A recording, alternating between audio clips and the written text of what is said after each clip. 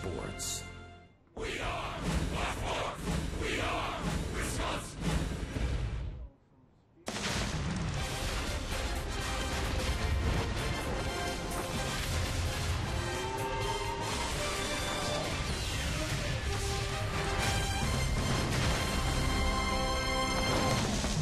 And we welcome you from St. Louis on the banks of the mighty Mississippi. It's a beautiful Friday night, and it's the Brewers and the Cardinals. Game 2 of this 4-game series. The Brewers trying to get back to winning ways after a loss yesterday, and they are expecting a sellout crowd here at Busch Stadium. Hi, everybody. We welcome you from St. Louis. Brian Anderson along with Bill Schroeder. Telly Hughes is our reporter tonight. And the Brewers ready to match up for the second game of this series. It's the last series of the year against the Cardinals. And on the mound tonight for the Brewers, one of the 6 rookies in the rotation. It is Ariel Pena. He's called a 2-pitch pitcher, but he's pitching pretty well in that rotation. Yeah, he is. He's 2-0 and a very good start against the Cincinnati Reds his last time out. 1 run in 5 innings of work. This is the second time that he's going to be facing the Cardinals. This is going to be an interesting test for him. These Cardinals have seen him before. He pitched 5 scoreless innings at Miller Park and he gave up a run in the 6th, had to be taken out, but certainly that slider was a good pitch for him in that start. It's going to be important for him to come up with that changeup. Something off speed, second time he's going to be facing his St. Louis ball club. He projects as a late inning reliever, but he is getting starts. The Brewers want to get an eye on him this year. This is his first run in the majors. Jason Rogers, he's swinging the bat well. He's not in the lineup. He's coming off the bench. Telly Hughes will give you his story right after this.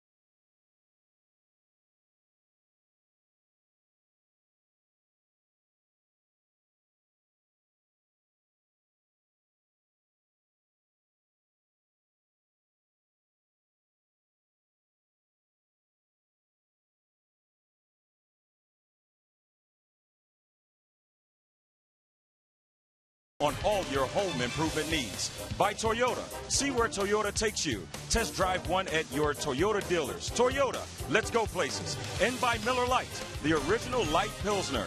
Cheers, it's Miller time. The Brewers will be on the rebound after St. Louis took the series opener to remain steadfast on their march to a third consecutive NL Central Division title with a magic number of 6. Good evening from Busch Stadium, everyone. I'm Telly Hughes. The Brewers belted out 9 hits in last night's 7-3 loss. 3 of those 9 knocks came off the bat of Jason Rogers, who is hitting .467 over his last 23 games. Jason continues to collect his hits as well as confidence, especially when he can pick up 3 hits off a very tough Cardinals pitching staff. It's tough. They've been a tough team all year. I've been struggling against them the whole year, but facing Walker, a guy I've never seen before, which probably helped out to my advantage a little bit with him, but he's never seen me. But just getting good pitches to hit, getting hit in the right situation, not try to do too much, take the ball right field when they give it to me. So. Can the Crew even the series score in Game 2 of this 4-game set? Jeff and Jerry are standing by in our Fox Sports Wisconsin studios to take a look at a few memorable milestones after the break.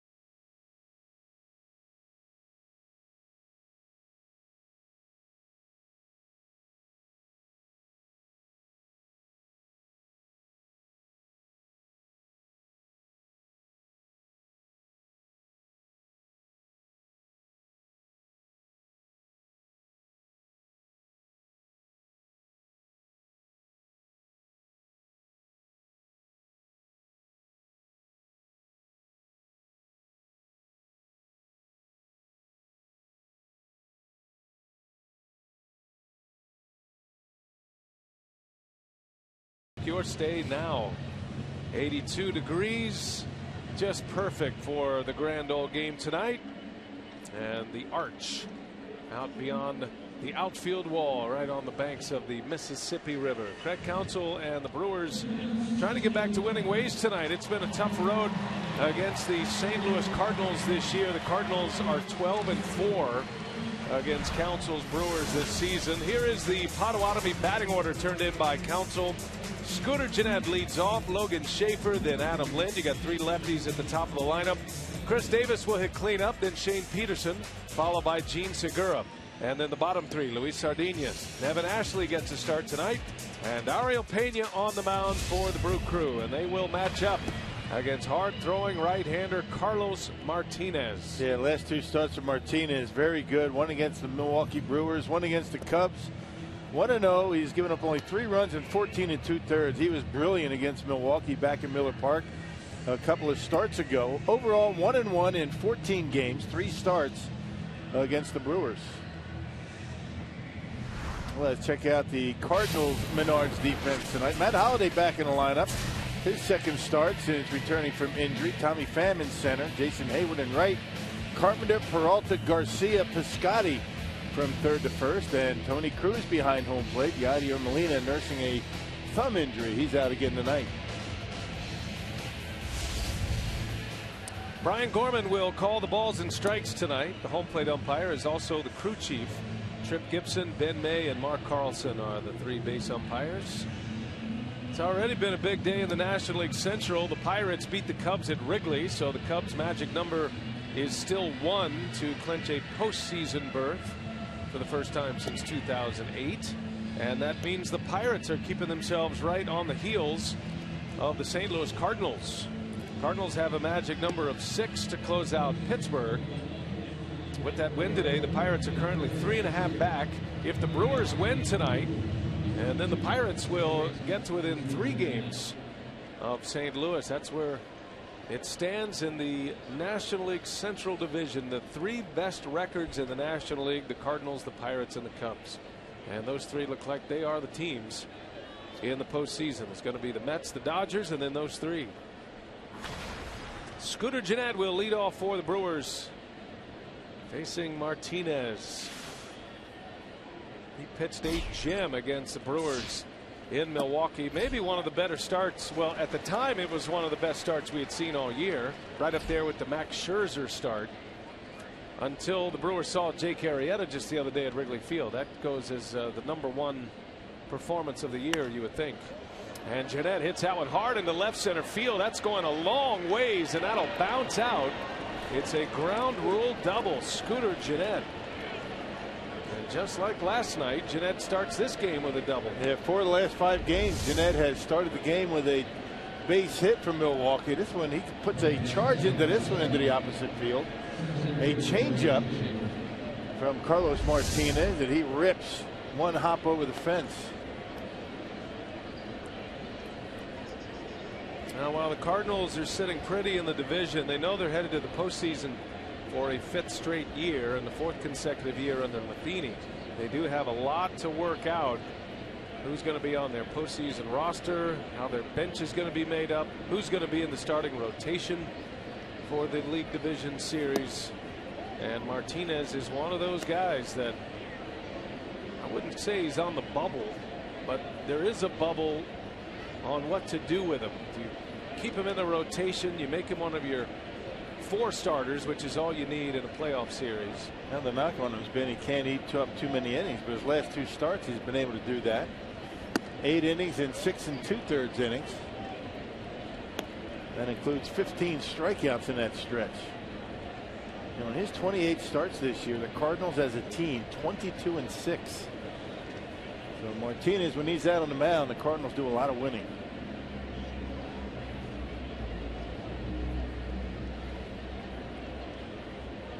Logan Schaefer with Gennett at second base.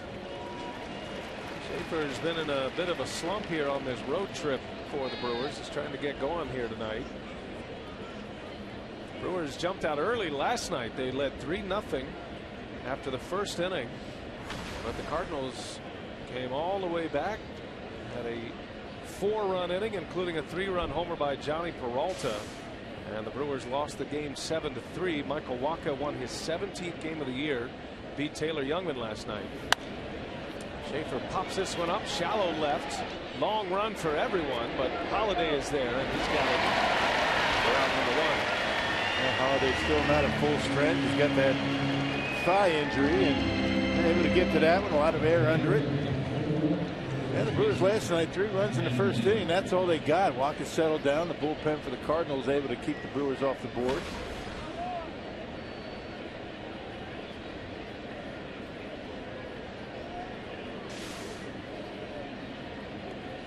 There's Wacha. A 5-and-dive last night, trying to keep his innings down a little bit. He had a high pitch count through 5 innings. And he's another guy. He's in that Martinez category. Who do you keep in your rotation? Cardinals don't have that powerhouse ace. Adam Wainwright has been injured most of the year with that Achilles injury. He's actually coming back, and they're hopeful that he'll be on a postseason roster, but he's going to be pitching out of the bullpen if so. And there's a meeting at the mound, and now Mike Matheny's coming out with the athletic trainer, so something not quite right with Martinez. He's throwing a lot of changeups. I mean, most of the pitches that he's thrown have been changeup. The last fastball only 92 miles an hour. Martinez in the mid to upper 90s with the heater. Not sure what's going on with him, but a lot of concern. He doesn't look right. His facial expressions look to be pained. And Matheny talking to him through Johnny Peralta. There's just nothing on that ball. You just see the way he's flinching after he gets rid of that baseball, like something's going on with the arm. And they're going to take him out. So why waste it right now? Just be cautious, and that expression there by Martinez would lead you to believe something's wrong with him, something serious. And that is a big blow for the St. Louis Cardinals. So Martinez is on his way out. We're going to have an injury replacement here in the first inning. And the new pitcher will get as much time as he needs to get loose, and he'll warm up on the game mound. So we're going to have a bit of a delay here. Certainly no reliever thinking that they'd be in the game this soon. And the Cardinals are going to go to Tyler Lyons to try to get things back in order. We'll take a break. Injury pitching change here in the top of the first inning.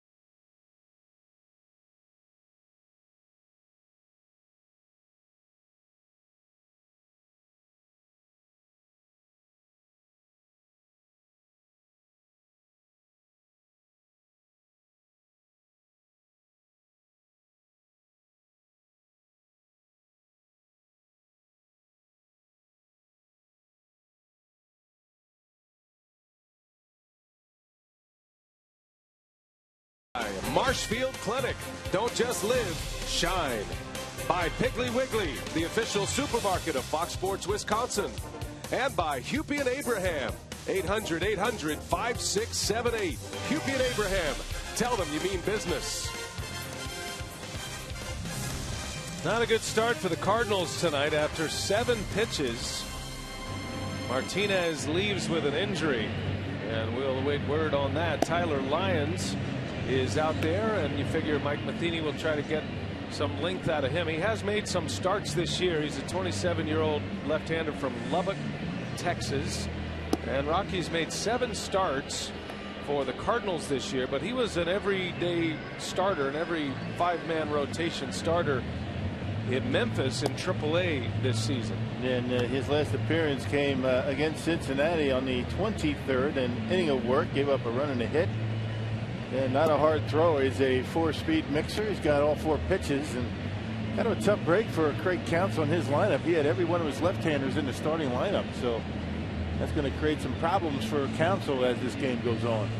Yeah, 4 of the first 5 hitters are left-handed, so does Counsell go to his bench this early with some of his left-handers? I'm not sure you can. I mean, you got 9 innings to play. A lot can happen, so you stick with the lineup. Unfortunate that that's the case in a lot of respects, you know, for Carlos Martinez, and with the fact that Craig Counsell has got all his lefties in there, no lefties on the bench except for Herrera, the switch hitter, probably not available, and nothing but right-handers on the bench, but too early to go to him. All right, so Martinez is out. Lyons is ready. And the Brewers have a man at second base. Scooter Gennett double, ground rule double into left center. And we resume play here. 1 man out. Adam Lind coming up. He took a strike. We were calling them changeups, but I think that's about all Martinez could muster up tonight. And you never know what the issue is for Martinez, but you're right. It didn't look good the way he was walking off the mound. Looked like he was clutching at his left side after that last pitch, but we'll await word. Don't want to speculate. So a brand new at bat here. Adam Lind down in the count, 0-1.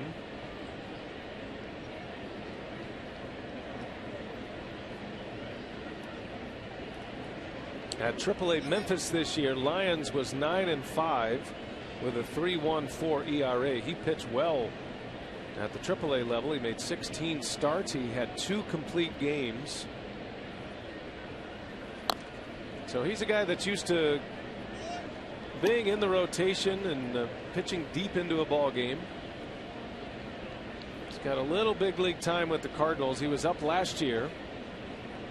They first came up in 2013. That was his major league debut season.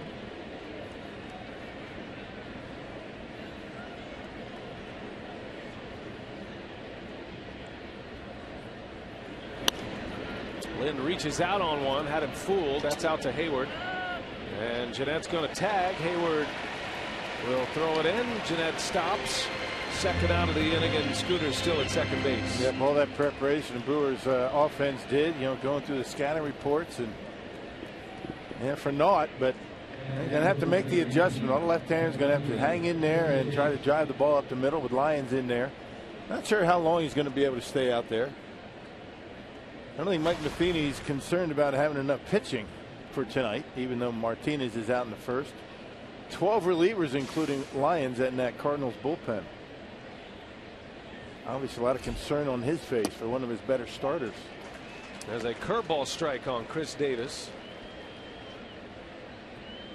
Well, it's a smart move, though, for Matheny. He's got a lot of options to pitch in this game, so he goes with the option that matches up best against the current lineup for the Brewers that was built for Martinez with all the lefties in there.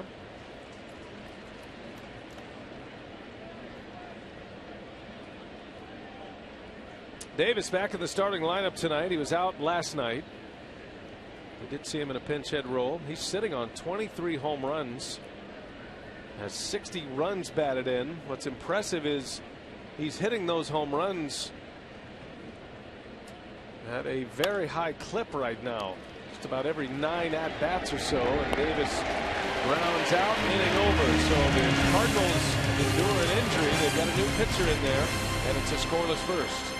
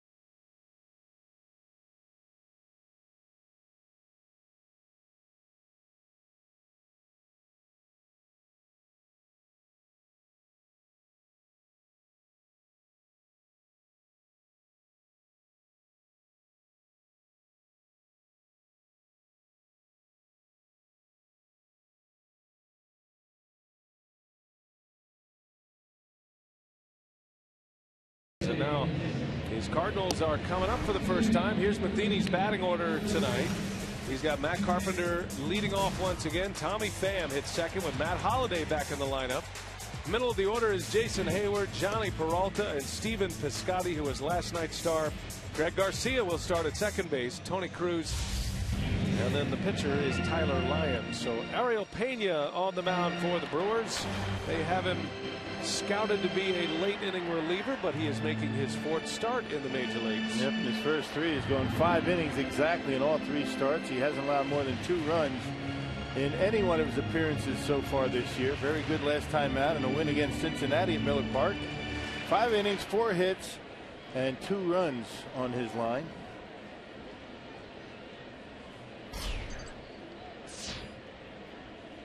Matt Carpenter will start it.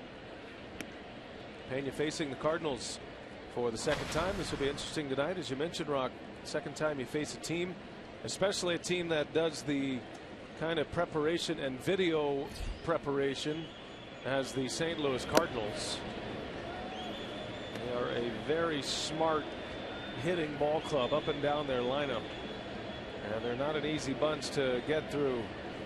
Not just 2nd time around when you face them for a 2nd time, but also from at bat to at bat. Right. Well, Pena very good against the Cardinals in that first start at Miller Park. 5 scoreless innings. He ran into trouble in the 6th and was taken out. Pena came to the Brewers in the Zach Greinke deal back in 2012. He was one of the 3. Fly ball left field, that's slicing into the seats. There's a little bit of wind blowing tonight coming in from the outfield. Not sure how it will affect into the alleys, but at that point it's a slight breeze coming off the Mississippi River. That doesn't show much there, does it? No. It's a beautiful night. It's just perfect. Low 80s, going to be moving into the upper 70s before the night's over. As Carpenter wraps one into right field, a base hit. He's thinking about 2 and he's on his way. Peterson's throw comes in late, and it's a leadoff double for Matt Carpenter. There's something off speed from Pena, maybe a changeup. He's got to figure out a way to mix that in once in a while. A nice short stroke by Carpenter with 2 strikes. A 1-2 pitch, and doubles down the line in right.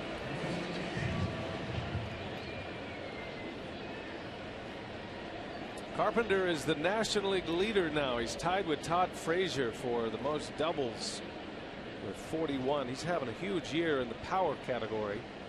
A lot of slugging percentage this year from Carpenter. 41 doubles and 26 homers. Tommy Pham takes a strike. And slider, a good pitch for Pena his last time out. Actually, his last 2 times out. I think it was a slider that Carpenter hit. Pham's been a nice addition to this team. Cardinals have been able to get a lot of production from their B-line outfielders, their depth, their minor league system. Pham would fall in that category, but he's been a lightning rod here. He's got 5 homers and 18 runs batted in, and he's hitting for a .281 batting average in just 45 games with the Cardinals this season.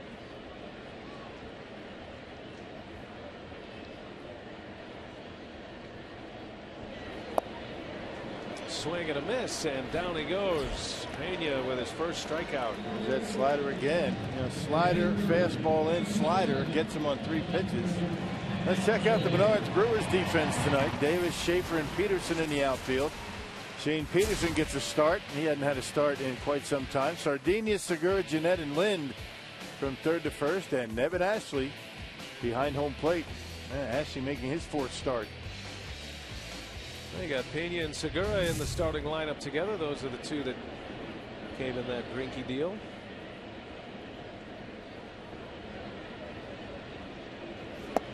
Matt Holliday and a little half swing, able to check his swing.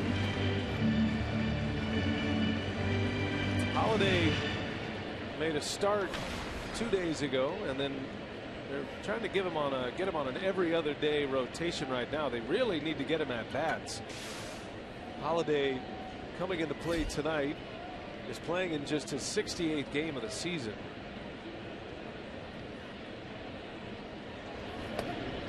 Missed about 90 games with a quad injury. Tried to come back once and re-injured himself. And he's being very cautious this time around. Yep, got hit with a pitch in Chicago in one of those starts. That created quite a Donnybrook at Wrigley Field. That was hit by a Dan Herron pitch. Former teammates. A swing and a miss. Time difficult at normal speed to determine changeup or slider from Pena. I think it was a slider, but it didn't have much of a break, and Holiday out in front like it was a changeup. Now, whether Holiday is a starter in left field when the postseason comes is to be determined. All depends on how many at-bats they can give him, how they feel like he's running. He is a liability in left field. He's not a good defender, and if he's hobbled and not running well, it becomes even more of a liability. So it is possible that the Cardinals could have Matt Adams and Matt Holiday coming off their bench in the postseason. Yeah. I think Adams is probably a lock to come off the bench the way Piscotty has played. And Randal Grichuk is playing well, and he's back healthy enough to play in the outfield after an elbow injury. That was not the case for him for a few weeks. And barely healthy enough. Not throwing the baseball pretty well, but he can put a charge into that baseball at the plate. So it's working out pretty well for Matheny for the rest of the season, because he can get Holiday at bats, Grichuk at bats. They don't have to go to the whip every day, every single day. They have 9 games remaining, including tonight, so they can kind of be on this every other day platoon, even though they're both right-handed hitters, and see who's swinging the bat the best when you get to the postseason. Carpenter takes off, and a swing and a miss. Throw to third, not in time. It is a strikeout, but it is a stolen base for Matt Carpenter. Well, you can see Carpenter was thinking about that the whole time he was out there, because Pena really wasn't paying much attention to him. He just kept getting further and further off. There's a walking lead right there, and there's no chance for Ashley even on a fastball. And Carpenter steals it easily. That's a walking lead. You can't allow him to do that. Carpenter with stolen base number 4. He hasn't been running much this year. And he's at third with 2 away now. Jason Hayward at the plate.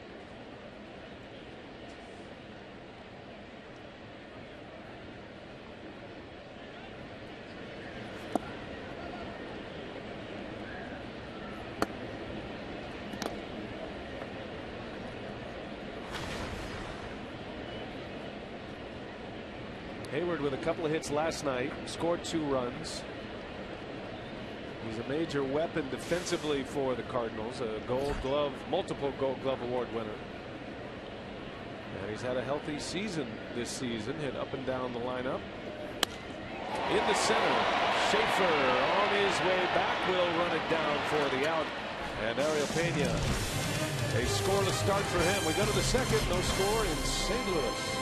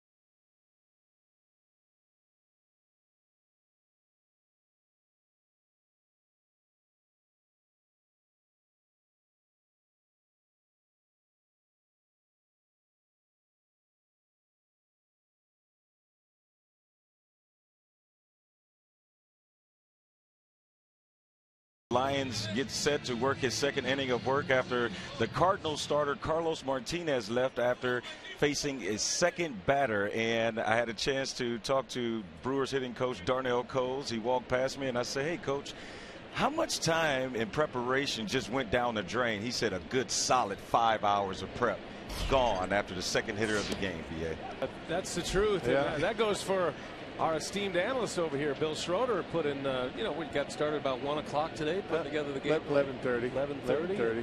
Didn't mean to shortchange you there. I mean, it's all in the trash now, Going Rock. through video, and it doesn't say anything about all the preparation, all the stuff they had ready on Martinez in the truck tonight. The graphics, all the elements. That's okay. We'll adjust on the fly, and we'll get our best Tyler Lyons information together. We can still run the Martinez stuff, can't we? Sure. I mean, we can.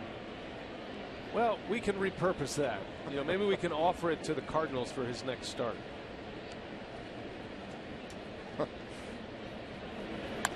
Peterson started for the Brewers. If you're just joining us, Carlos Martinez injured after just 7 pitches. Had to come out of the game after 1 out. And the Brewers have a lineup that is made for a right-handed power slider pitcher, which means there are a ton of lefties in the lineup, including Peterson, who is down on strikes, and the first strikeout for Tyler Lyons, his third batter faced. Yeah, 3 guys in the lineup that would not be in there if Lyons started the game. Jeanette, Schaefer, and Peterson. And you figure Lynn might get a start. It might be Jason Rogers. Sardinia's the switch hitter. That's the way it goes. Happens sometimes. Got to adjust. Here's Gene Segura. So if you're Jeanette and Schaefer, you take the opportunity to get some at bats against a lefty and show the Brewers that you can hit them. Sure. Now, would you imagine that some of these hitters would try to go down into the clubhouse and try to see a little video on Lyons, or at this point, do you just let it ride and what you see is what you see? Some do, some don't, but I think at this point you just got to stick with the game and make the adjustments the best you can. I noticed that Darnell Coles went out when Lyons was loosening up and showing his scouting report on Lyons to the hitters as they were getting ready. He's still doing it. Darnell Coles does extensive work getting these guys ready every single day for whatever starter they're facing that day. 1-2 pitch, and it is down and in.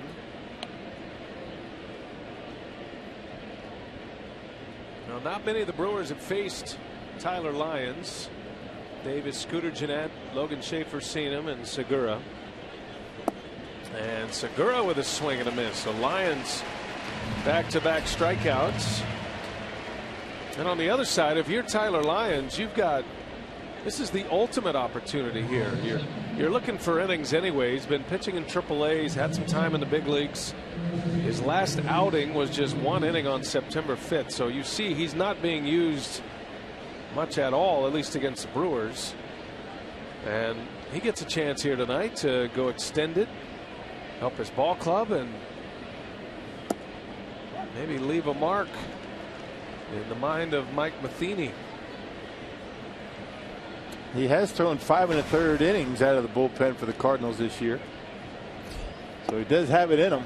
I would imagine that that's what Matheny's looking for tonight.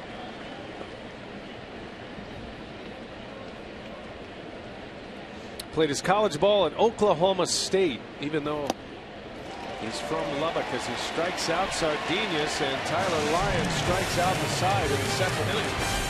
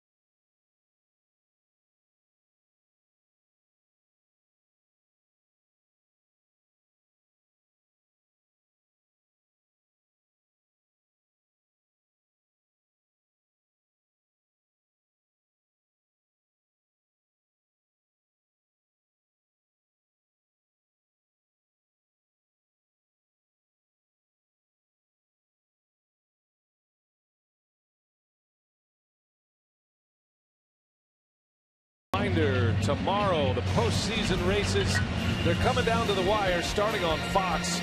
Battle for control in the NL wildcard between the Pirates and the Cubs from Wrigley.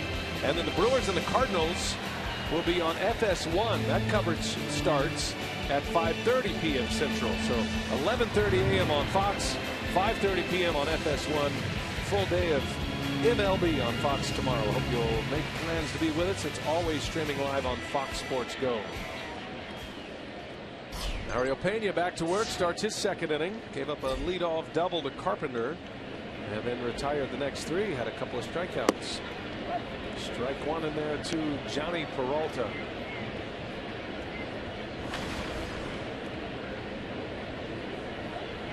Peralta had the big swing last night. That one hurt. That's a line shot back up the middle. Peralta with a single. And back to back innings with the Cardinals having leadoff hits. Mr. Consistency in this Cardinals lineup. He's been able to play a lot. Consistent at the plate. He's got the 16 homers. And Peralta has played in now 149 games for a guy that's been around as long as he has, playing that much at shortstop. That's impressive. A sure-handed shortstop, even though his range is limited. And he's in there for his bat. And he is right in the middle of that order now. Cleanup or fifth. Here's Piscotty. And he was the star last night. Piscotty followed Peralta's homer with this home run off Youngman that gave the Cardinals the lead. That capped off a 4-run inning for St. Louis. And then Piscotty came up and drove in a couple of more with a base hit. And another RBI late in the game on a single into left field. 4 runs batted in last night, 3 hits. And Piscotty is looking like a lock right now. Not just to be on the postseason roster, to be a postseason starter. Yeah, no kidding. At first base, probably. It's going to be a different looking Cardinals ball club in that first round, you would think. But you don't know. Depends on if Holiday's going to be able to stay healthy, get enough at bats to be sharp. Might have to replace a starter. They just might have lost one. That is going to be news here for the final 10 days. Carlos Martinez leaving with an apparent injury.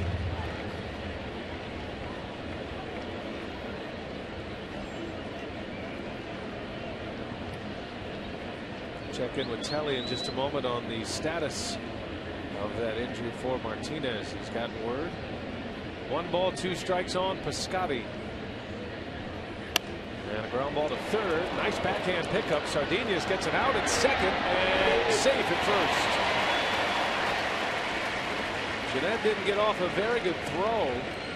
Yeah, throw off the mark just a little bit by Sardinius. He had to be quick with it.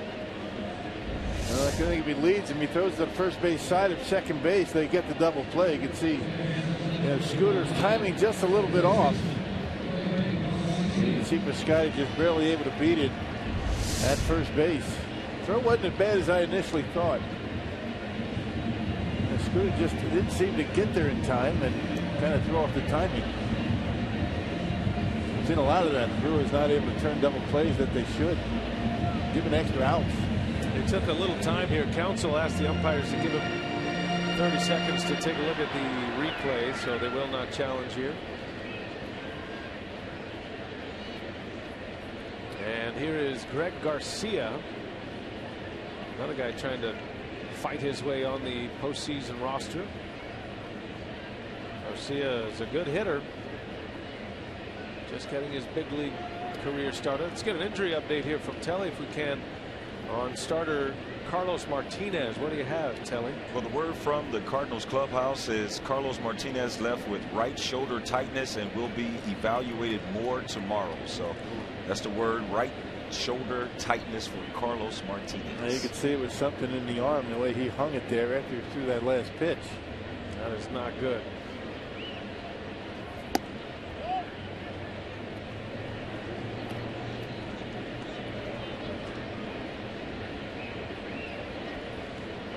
Greg Garcia. A pinch hit appearance last night. He got a little time last year with the Cardinals. Just 14 games. This is his 43rd game of the season here tonight.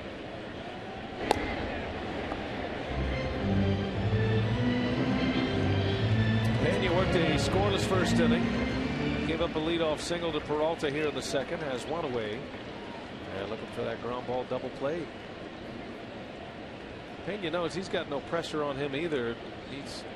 He wants to start. He's been a starter in the minor leagues. They moved him from a starter to a reliever this season at AAA. And then he ended up making 7 starts.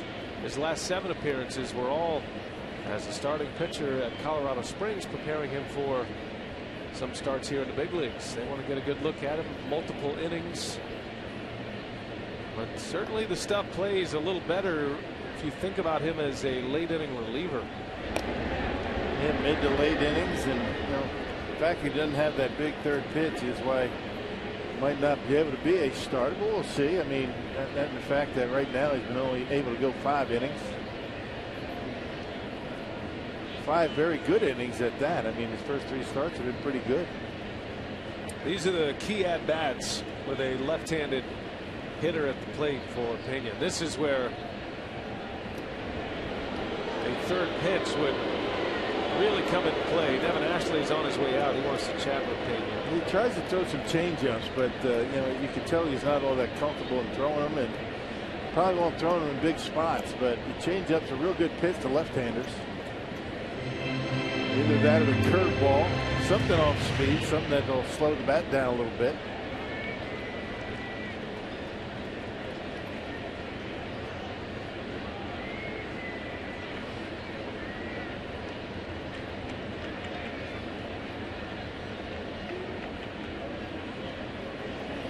And the runner goes. Ashley's throw is on the bag in time for the out. Pretty close. And a good throw by Devin Ashley. I figure Mike Matheny is going to want to take a look at that one. Let's see if Piscotty's able to get his foot in there and throws right on the bag. Bang, bang. That's going to be close. Mike Matheny is asking his replay crew to take a look at it.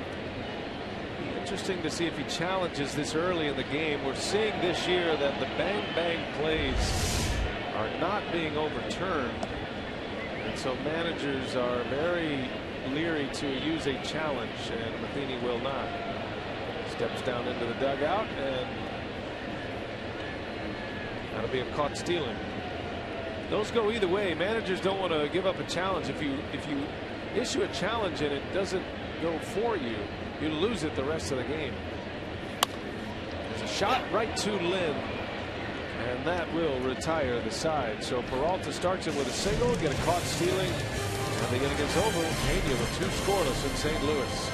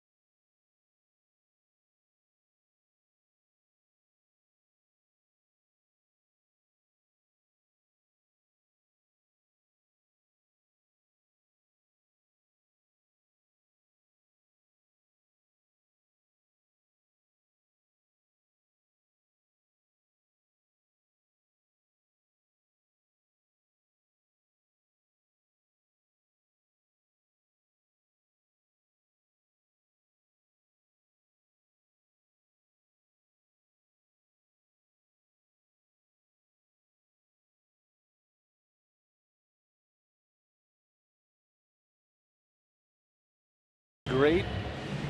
And they're getting ready for the postseason here in St. Louis. Carsoup.com trivia: which MLB team has the longest active streak for most seasons without a division title? That's a good one.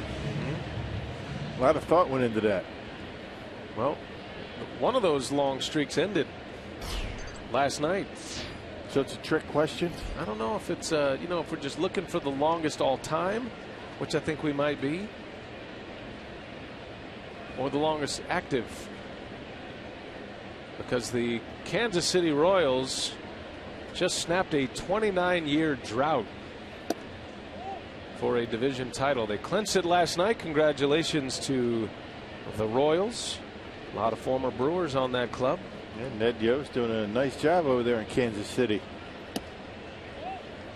Nevin Ashley will lead off for the Brewers. This has got to be a thrill for him. He grew up in Cardinal country in Nevinville, Indiana. He's got a lot of family here. I saw all of the Ashleys, or the Ashley clan, at the ballpark. His son, he's a cutie, man. He's funny. He was talking up a storm. And Nevin is loving being in the big leagues. Why wouldn't you? Waited a long time to get there, and he's got his wife with him, family. There they are. Yeah, he's got his folks here. That picture that they took, he's got his jersey on, wearing Dad's number 5. I mean, that picture is going to be a great memory. That's going to be around for a long time. You know? That's something. That's really cool. That's what this time of the year brings. September call-ups, a losing team, but you get great stories like Nevin Ashley.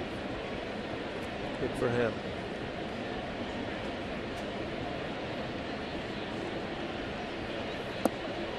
And Ashley strikes out. First out of the inning. That's 4 consecutive strikeouts for Lyons. That's a pretty good curveball he's got going. He's got the Brewers way out in front of that pitch.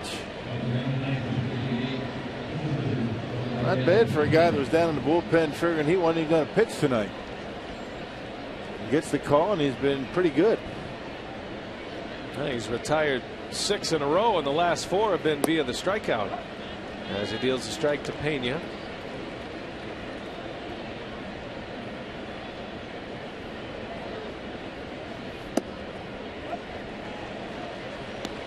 At this point, Pena is looking for contact.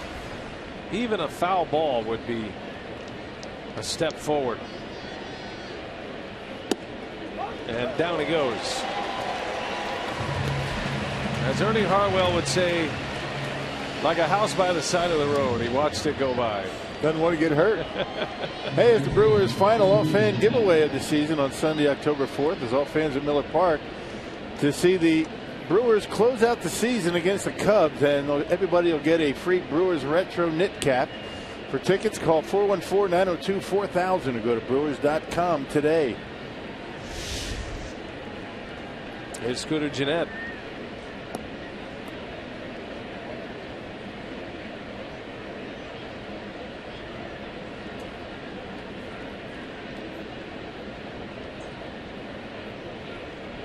Back to the top of the order. Gennett facing Lyons for the first time. Gennett doubled off Martinez. Had a ground rule double that one hopped out into left center. He buckled his knees. That curveball is sharp tonight for Lyons. Nasty. Hadn't hung it. Keeping it down and in on right-handers. And a fastball in the air. Left center field. Got some slice on it, but Pham will run it down. And that is the inning. Tyler Lyons has come on. He's retired 8 straight as we go to the bottom of the 3rd inning.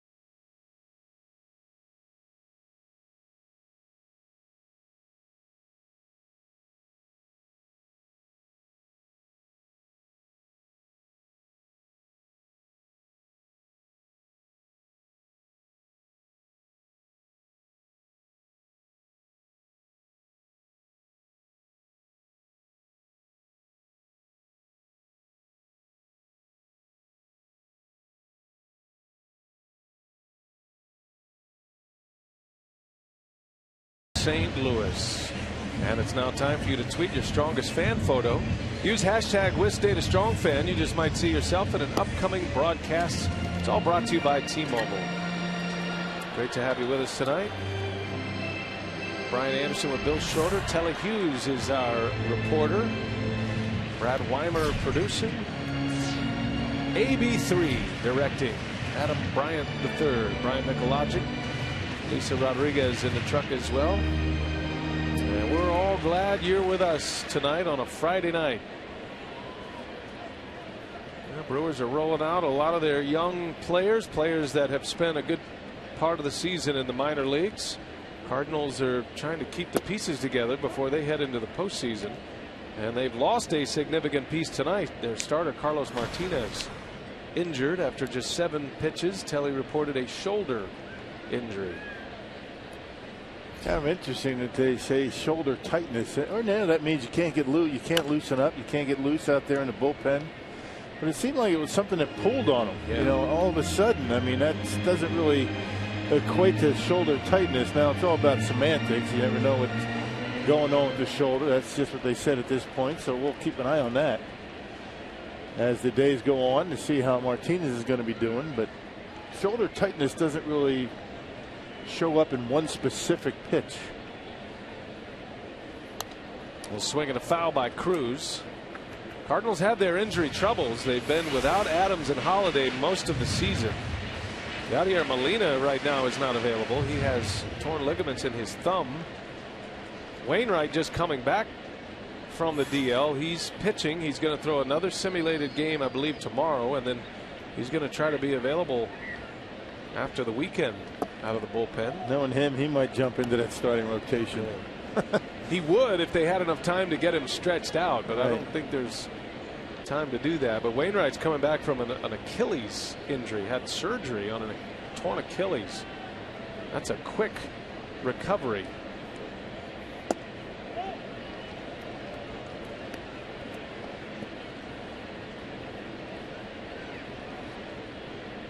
Well, the Brewers win tonight, and the Pirates would get within 3 games of the Cardinals. Now, those 2 teams will play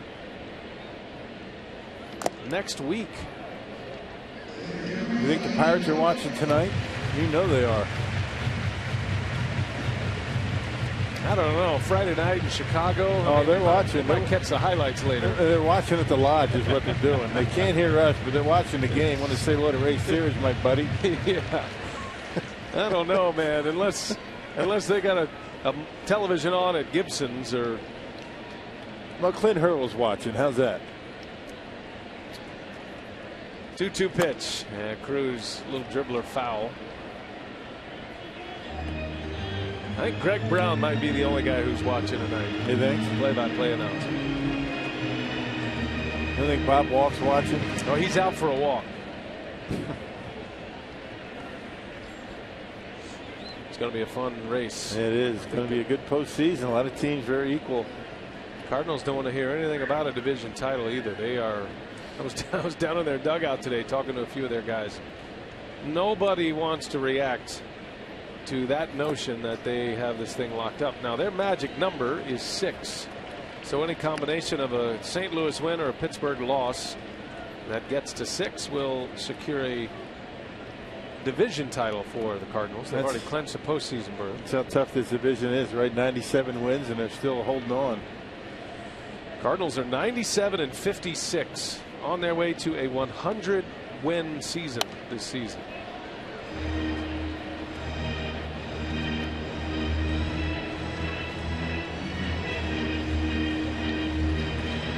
And Jason Hayward got out of Atlanta just in time. They're having a rough season. He's in the final year of his contract. Cardinals are hoping they can sign him. Cruz into right. That ball's hit well, and that's going to be over the head of Peterson off the top of the wall. Cruz on his way to second. Throw comes in, the tag, and he is out at second. There's going to be another close call out second base. Mike Matheny out already. A good battle that was won by Tony Cruz drives it over the head of Peterson out and right, chugging around first base. Another bang play. That's going to be close too. Peterson plays this one beautifully off the wall. A one-hop strike into Segura. He might be safe this time. It's close, and just what we said last inning. The challenge crew, the review center in New York, they have been hesitant to overturn. The question was, did you see that slide start to pop up at that knee bend? That would tell you he hit the bag before the tag got on. Now the tag was on the thigh, and so that opened the door a little bit. Cardinals fans are looking at the replay here. They feel like they have a call that will be overturned coming. They're completely objective for sure.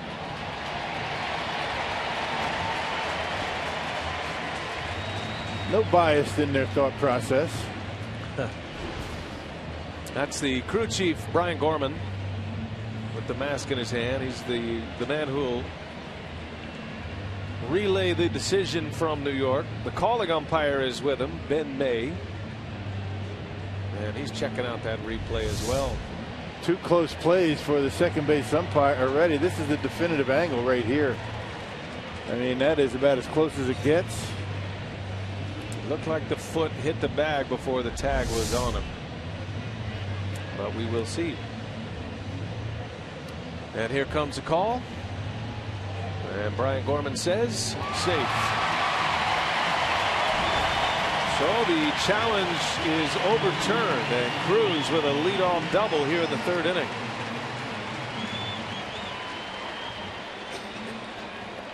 And Matheny will have another challenge he can use.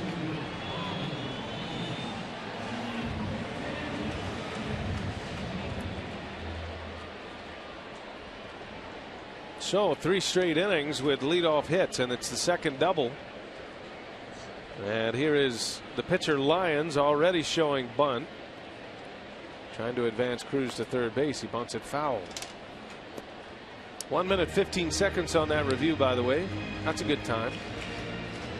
Hey, Lyons showing himself as a decent hitter. 3 for 13 this year.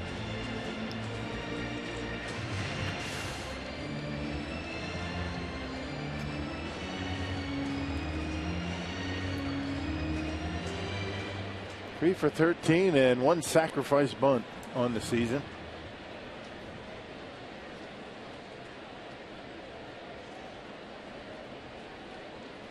Lyons showing bunt early. Corner infielders creeping in, and Lyons takes a ball. You start hitting at the Double-A level in the minor leagues if you're with a National League affiliate. So Lyons has been swinging the bat all season. Hit 156. I beg your pardon, hit 231 in AAA this year. That's a good bunt. Ashley wanted to go to third, but nobody's there. And Lyons able to sacrifice Cruz to third base. I tell you, Ashley bounces out behind home plate very quickly. He's quick on his feet for a big guy. Thought he had a play at third base. We can see Sardinias. He's charging. Nobody there to take a throw, so forced to go to first base. 2-4 on the putout on the sacrifice bunt. Runner at third base with 1 out, and here is Matt Carpenter as we go to the top of the order.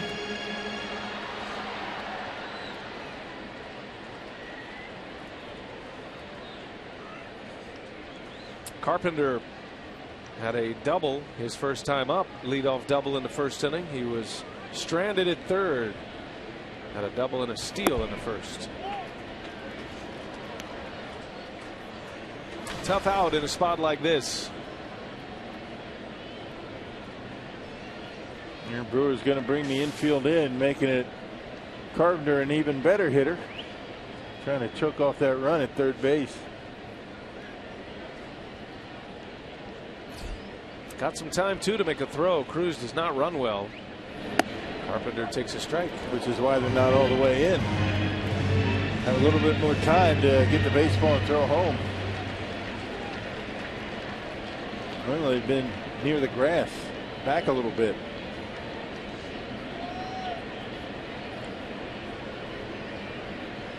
Pena, some high stress pitches already in this game. He's had a runner in scoring position twice in the first 3 innings.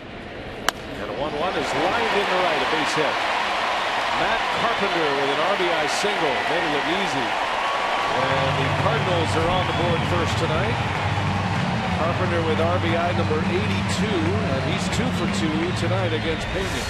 And fell behind 0-1 and got a 1-1 pitch and able to hit it hard into right field. That was a fastball that time, a sinking liner into right.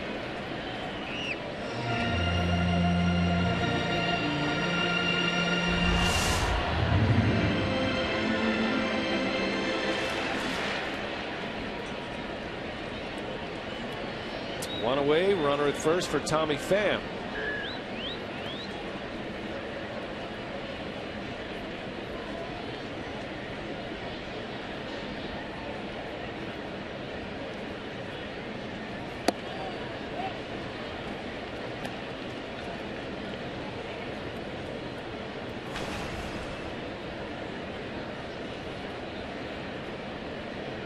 Pham had 6 RBIs in that series against Milwaukee last week.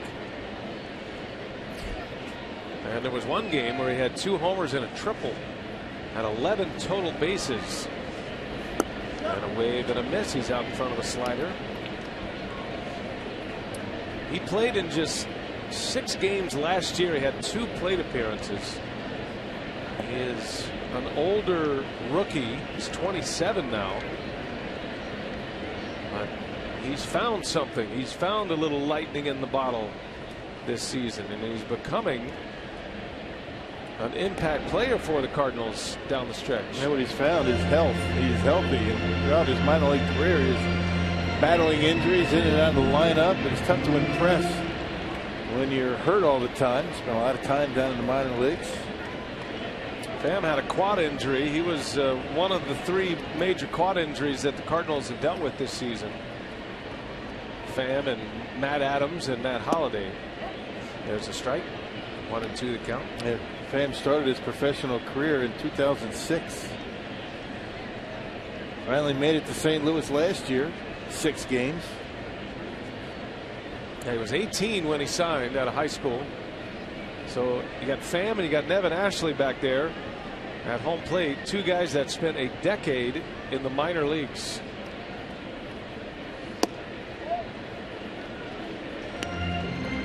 We're talking to Al Roboski, the Cardinal broadcaster, the Mad Hungarian. He's kind of like the mellow Hungarian these days, but his nickname was the Mad Hungarian when he played.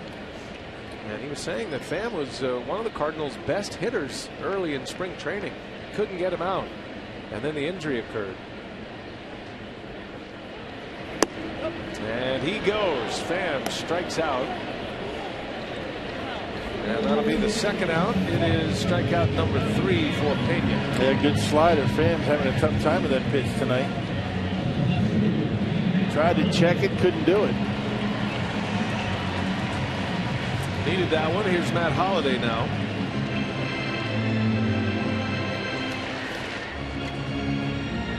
Yeah, before the game, I was noticing that Al Roboski was having some fun with Ed Cedar. Oh, he was? Yeah. In what kind of way? Well, it had something to do with the profile of Ed Cedar that they were having a good time with. Holliday, a little jam shot pop up, and this will get Pena out of the inning. That is an excellent teaser, my friend. Yeah, we're going to have to finish this next inning. Oh, I can't wait. It is worth it. It's the greatest profile in the big leagues. Right there, Ed Cedar.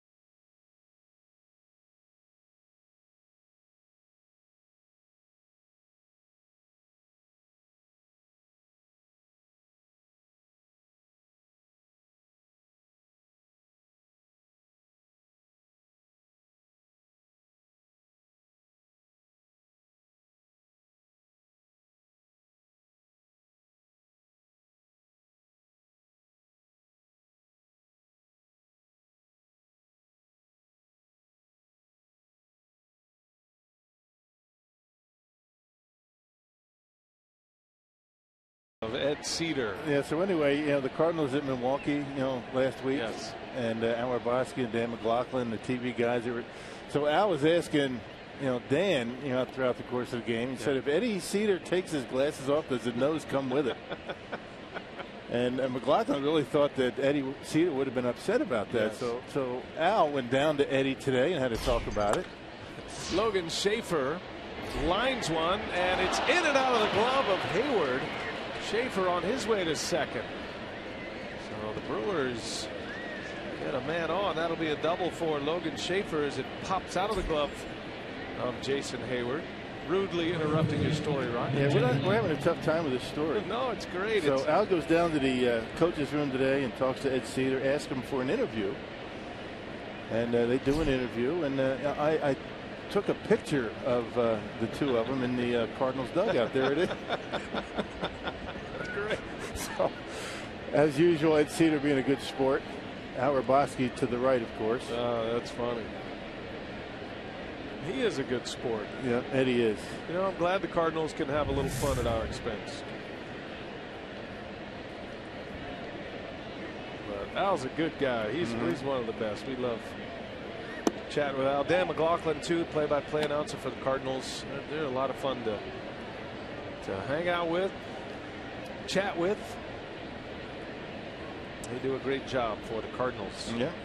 The only thing we always say to those guys is that we talk about how spoiled they are, because they are a couple of spoiled broadcasters. Yeah, they are. Have no idea what a non-pennant race feels like. It's been a while for them, hasn't it?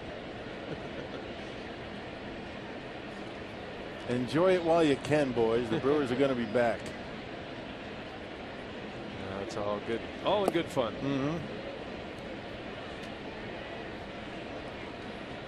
They've had Tim McCarver doing games this year. Ricky Horton and Al Roboski and Tim McCarver. They've had a little rotation over there of analysts. Good to see McCarver back and calling games once He's in the Baseball Hall of Fame as a broadcaster, Ford Frick Award winner a few years back. Yeah, McCarver had a great career as a catcher, and toward the end of his career, he was Steve Carlton's personal catcher. He caught Bob Gibson, so he's caught some pretty good pitching in his career, amongst others. And a great broadcaster as well. Set the standard. Adam Lind into right field, well hit. Hayward at the track, and he's got it for the out. Just a little bit off the end. Logan Schaefer is going to tag. He'll end up at third base. Just couldn't wait long enough on that breaking pitch, but Adam gave it a ride into right. And it puts Logan Schaefer over at third base with less than 2 outs. Brewers trying to tie this thing up here in the 4th inning. So Schaefer at third. And here is Chris Davis.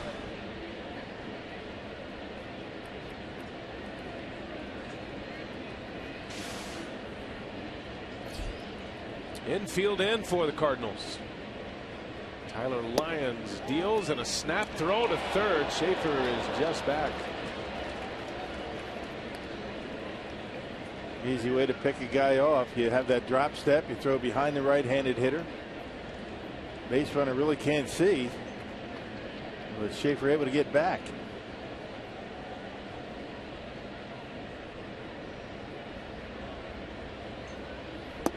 Davis takes a ball down and away. Evens the count at 1-1. Davis with 23 homers, 2 behind Braun. Davis about 150 at-bats, fewer than Ryan Braun. That's the kind of year he's had with the long ball this season. And it really all started on August 6th. That's where the home run numbers started to stack up for Davis.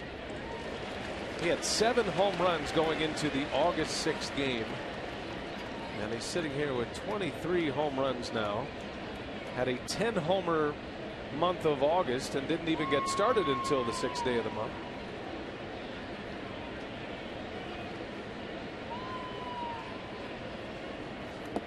Inside, that gets away from Cruz, and Schaefer coming on in. And the Brewers will tie it up on a wild pitch. Well, so the Brewers executing nicely. Double, get him over, get him in on the wild pitch. See Cruz able to get in front of it, not able to square it up. You see his body off to the side, and that ball caroms over toward the dugout. And Schaefer with that good secondary lead, able to score standing up. All right, so Schaefer with a leadoff double goes to third on a fly ball, scores on a wild pitch, and we're all even up. And Davis jams out to first. Piscotty's way over there and safe at first. Lions missed the bag. Well, they really had Piscotty playing over. And that was a tough connection between first baseman and pitcher, especially with an underhand flip. Just missed the bag. He overran it. I mean, Piscotty doing a nice job getting him the baseball as quickly as he could.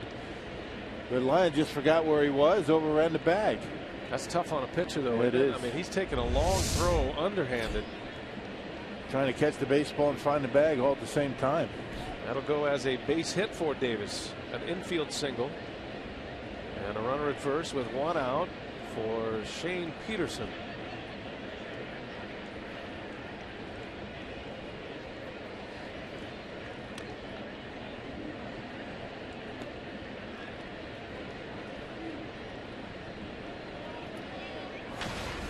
Peterson feeling very fortunate to come out of that collision with Herrera and still be able to play and keep getting big league at bats. It's been a long road for him to the major leagues as well.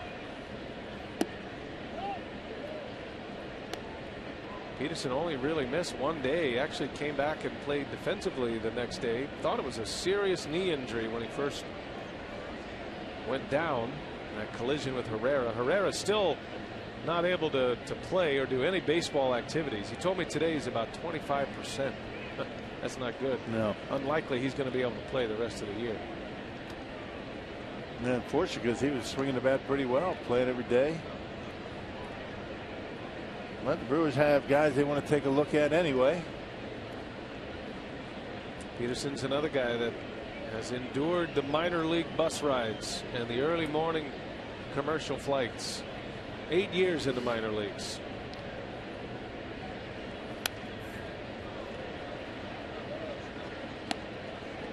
He's played in Mexico, played in the Dominican Winter League, went from the Oakland A's to the Cubs, and then that's where the Brewers got him. Cubs took him off their 40-man roster, and the Brewers claimed him. He had 320 in AAA this year before being called up to Milwaukee. There goes Davis, and the throw to second is late. A stolen base for Davis. Yeah, good jump. Tough sometimes to get a jump on a lefty. He went on first movement. Lions didn't think he was going to go, and he had a good jump. The throw was high. Not sure it would have mattered. That's the major difference between Molina and Cruz. Cruz is not a bad thrower by any stretch, but he's not Molina. No, nobody is. Molina's like a shutdown cornerback. Very few teams even attempt stolen bases. And not only that, Molina blocks that ball in the dirt too. That got by Cruz.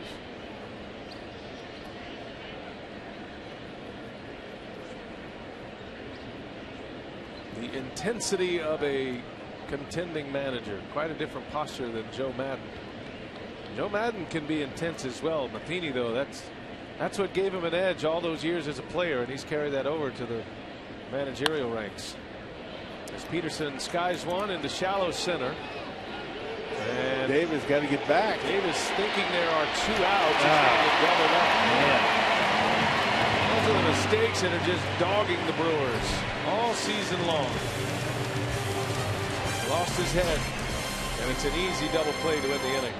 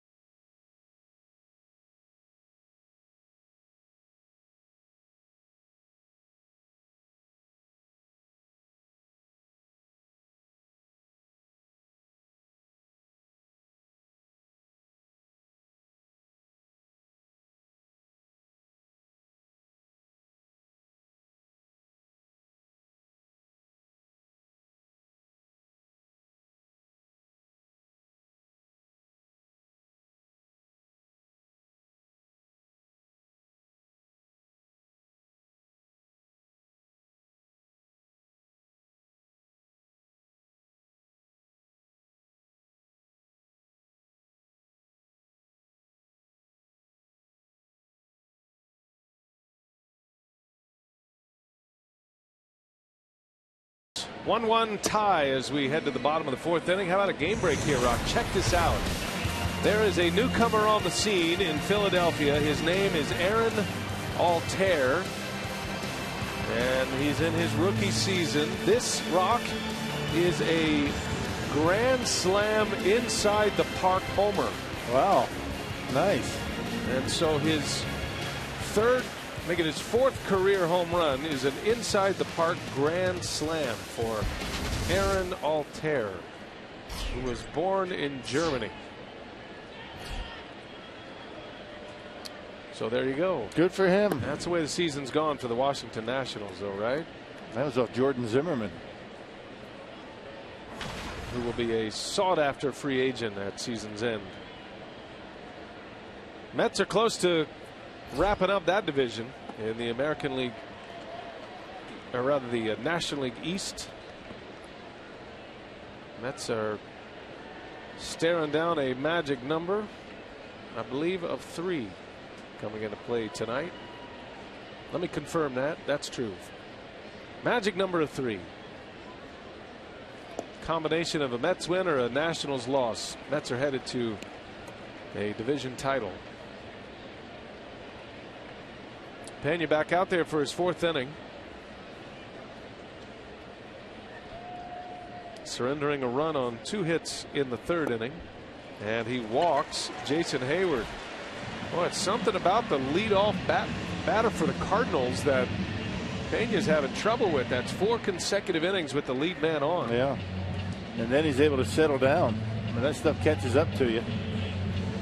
Maybe he just wants to throw out of the stretch, which he could certainly do if he wanted. It's better than walking a guy. Now Johnny Peralta. You don't want to be walking guys with Johnny Peralta coming up. Yeah, I was doing a little Googling on that inside the park grand slam. Oh, is that right? It's the first since when? Well, it says here, and it's kind of that ball's in the dirt. Ashley blocks, but Hayward's on his way to second on a wild pitch. So Hayward walks, goes to second on a WP, and now the Cardinals, for the 3rd inning in the first 4 against Pena, have a runner in scoring position. Yep, and it says here on April 27th in the Polo Grounds in 1949, Pete Milne did it. Okay. In the Polo Grounds, and the Giants win over the Brooklyn Dodgers. Home of the New York baseball Giants, the Polo Grounds. That's where Willie Mays made that famous catch. Right. So the last time there's been a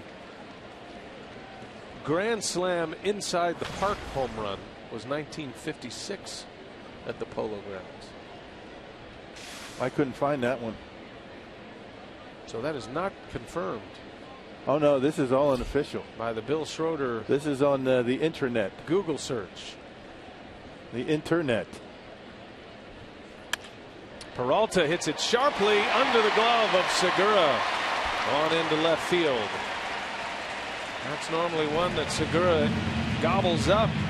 But Peralta hit it hard. And now the Cardinals have him at the corners with nobody out. It could be. It could have been a double play had it not been for that wild pitch. This is a play that Segura normally makes. This one goes under the glove. He stays back on it.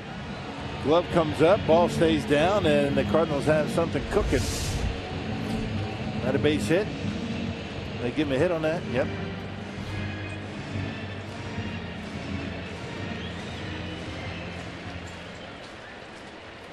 And now Piscotty.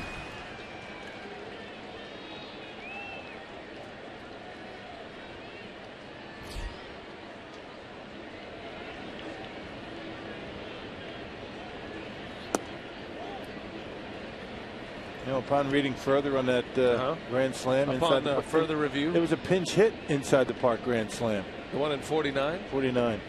Well, we got that one covered. I wouldn't mind tracking down the 56. Get your people on that, Rock.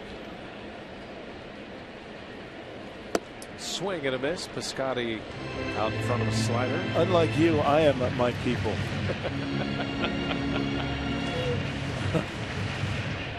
Now, what are the chances that, you know, we were told that it was 1956 in the Polo Grounds as well? What are the chances of that in the same ballpark? Yeah. That would be a rarity. I think one of them's wrong. There's a slight chance that information could be inaccurate. Piscotty leans out on one, and that's going to fall, a base hit. Cardinals regain the lead, 2-1. The Brewers giving the Cardinals all the help they need in this inning. A walk, a wild pitch. Segura should have made a play on a ground ball. Looks like Davis plays this one a little bit conservative, angling back. Hey, go to the line a little bit. You might be able to make that catch, but wanted to keep it in front of him.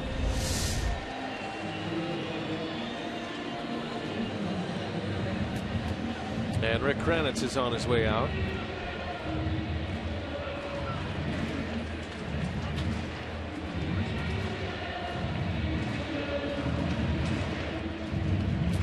So trying to work Pena through this 4th inning. 2 plays that could have been made, maybe not should have been made. That's a stretch, but could have been made. Certainly the ground ball to Segura. Davis got a bit of a late break himself on that fly ball to left.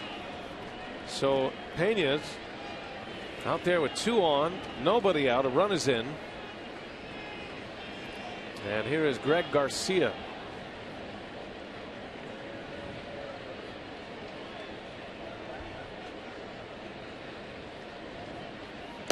Swing and a miss. You could tell this guy has some hitter in him. The Cardinals are hoping he's going to be a hitter. He's got a nice swing. That is a power-packed left-handed swing he's got going. Yeah.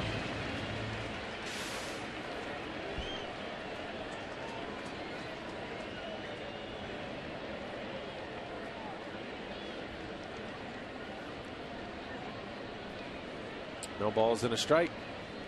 And it shows bunt. Takes a ball down and in.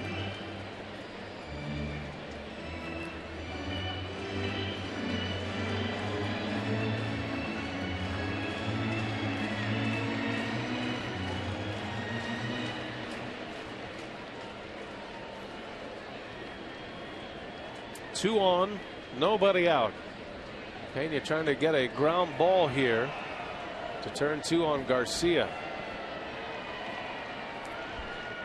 Shows bunt again and gets a bunt down. It's a good one. Sardinhas will make the play. Garcia can really run, and he almost beat it out. Instead, it'll be a sacrifice bunt. 2nd and 3rd for St. Louis. It's good baseball. Yeah, Cardinals able to execute nicely in this inning, taking advantage of some Brewers mistakes. Now the mistake started when Chris Davis took off and was 1 out. He thought there were 2 outs and got doubled off.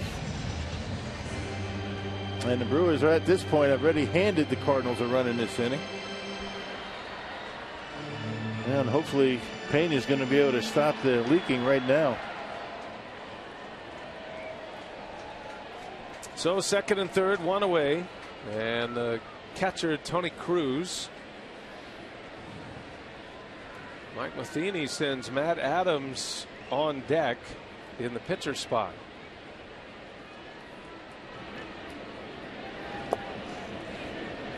By the way, the answer to the trivia question, the last inside the park grand slam home run was by a Philly at the Polo Grounds, Ted Kazansky. Yep, found it. He played 6 years with the Phillies. Had 14 career home runs, Rock, and one of them was an inside the park granny. How about that? And we've dug up 2 and 1 tonight. Fly ball in the shallow center field. Schaefer got a long way to go. Makes a catch. Tagging at 3rd. Here's the throw. It's up the line, and scoring is Peralta. A good throw, and the Brewers have a chance at an out at the plate. But it was tailing up the first baseline, and in to score Peralta. Cruz with a sac fly. Up on the run, coming hard to grab the fly ball. Couldn't set himself like he would like. And throw off the mark. Sailed on him a little bit. If it's on the money, he's out easily at home plate. Run number 2 crosses home plate here in the 4th. Makes it 3-1 St. Louis. The Brewers defense a little loose here in this 4th inning. Piscotty still at second base.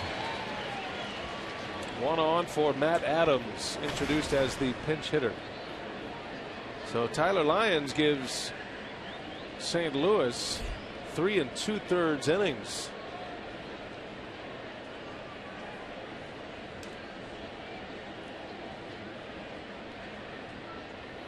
After the injury to Carlos Martinez, Lyons comes on, gets the final 2 outs of the first inning with a runner at second base, and then at one point had struck out 5 in a row.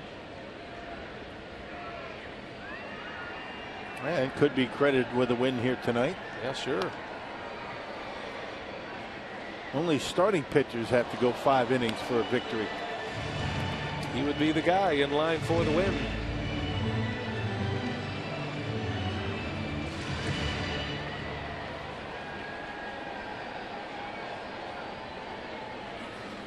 That's the thing about the Cardinals, though. Doesn't matter who they use. Doesn't matter how deep they go into their minor league system. They're getting production from everybody. The culture here is second to none. That's why they've been able to win as much as they have.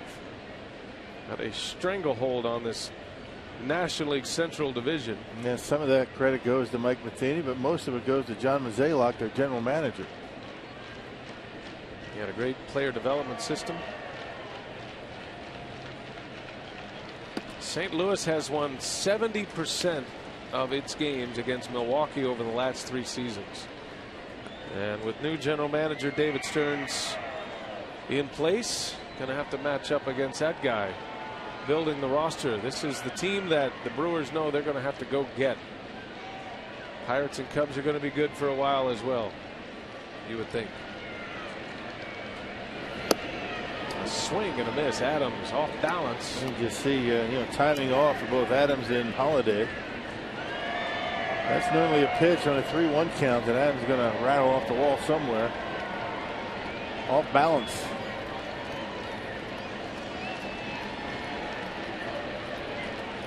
Adams playing in just his 55th contest. Fouls it back.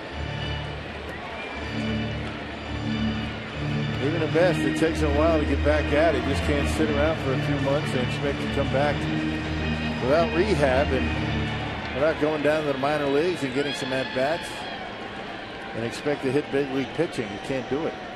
It's not that easy. Piscotty at second. 2 runs are in for the Redbirds. It's 3-1, and Ashley's on his way to talk to Pena. St. Louis with 97 wins coming in tonight. They are on pace to win 100, and it would be the first 100-win season for them since '04, and they've only had one 100-win season since 1967. That was the year they won the World Series.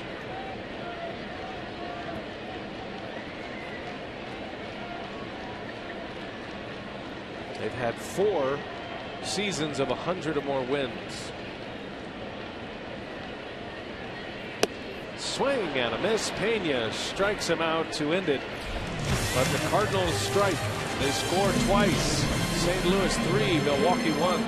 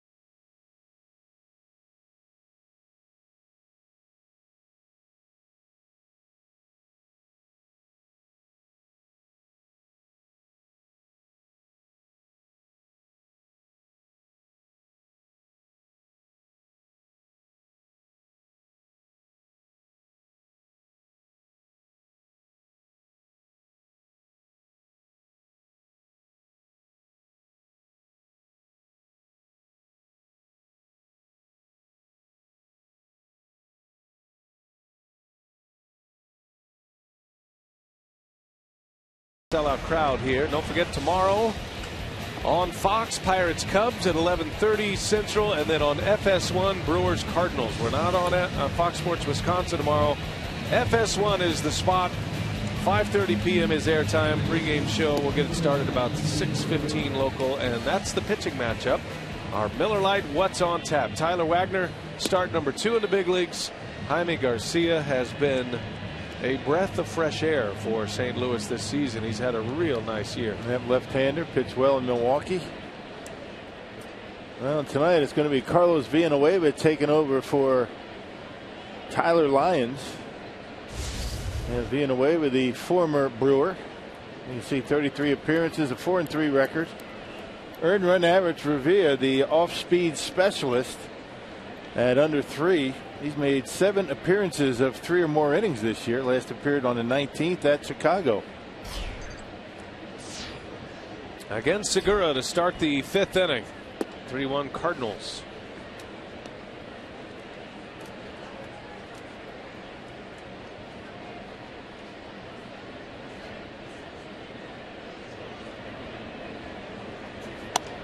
And Segura fouls one. Villanueva has that great changeup. He's done a little tour through the Central Division himself. Brewers, Cubs, Cardinals. Check out the mustache. That's new.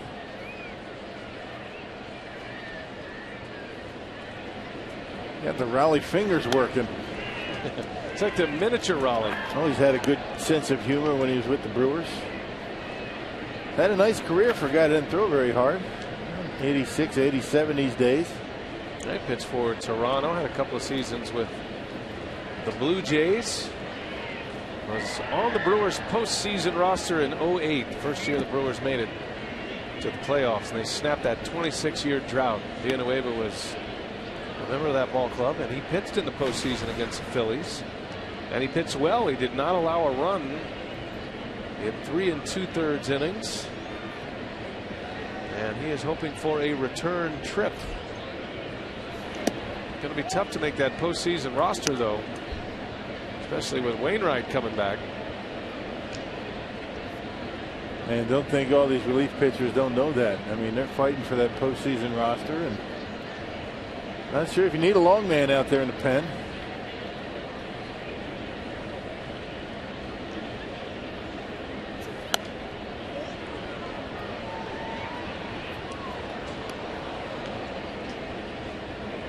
That's a bullpen stacked full of pitchers right now, but they'll have to pare it down. What do you think about 7 relievers into the postseason?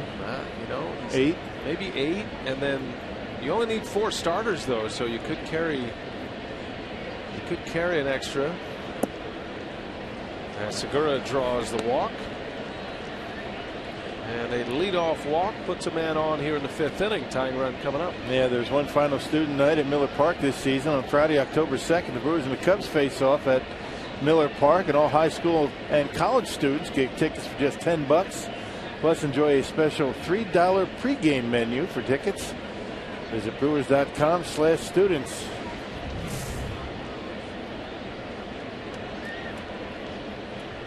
Sardinius at the plate. Ground ball right to Peralta. He'll take it himself. And an easy double play. 6-3 on a double play.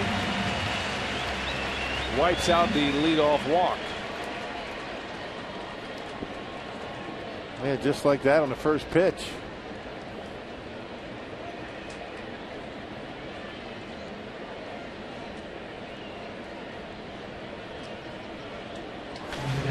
Here's Nevin Ashley. A strikeout victim in the 3rd inning. He's still looking for that first big league homer, Nevin Ashley. Has 2 hits in the major leagues. He had a hit in his very first big league at bat. It was a double. Made all the headlines. He was on all the talk shows around the country. His story got out there pretty quickly. 31 years of age and a 10-year minor league veteran finally getting his chance. Been a good story this year. Yeah, pretty good financial windfall too, if you think about it. I mean, Major League average around $500,000. Actually, Major League minimum. So you divide that by 6, and you get a September salary of $83,000. Nice.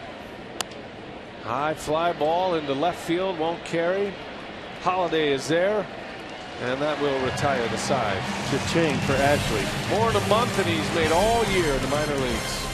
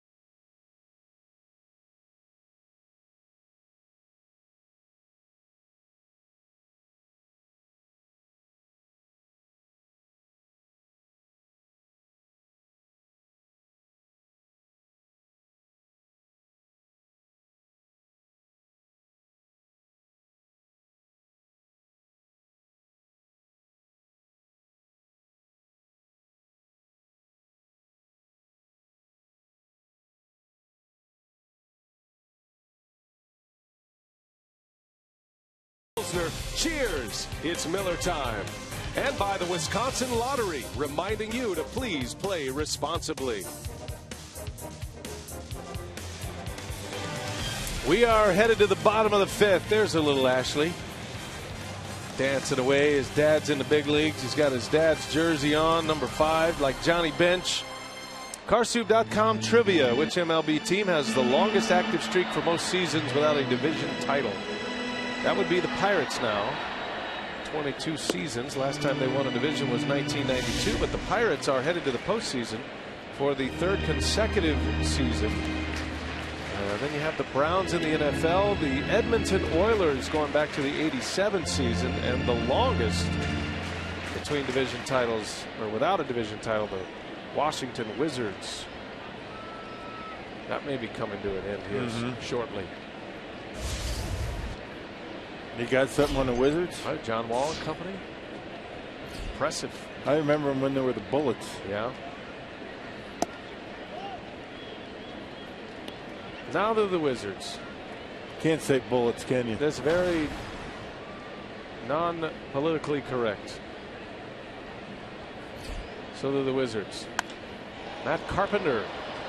Fly ball, left field. Davis is there, and that'll be the first out. And for the first time tonight, Ariel Pena has retired the leadoff batter after 3 hits and a walk.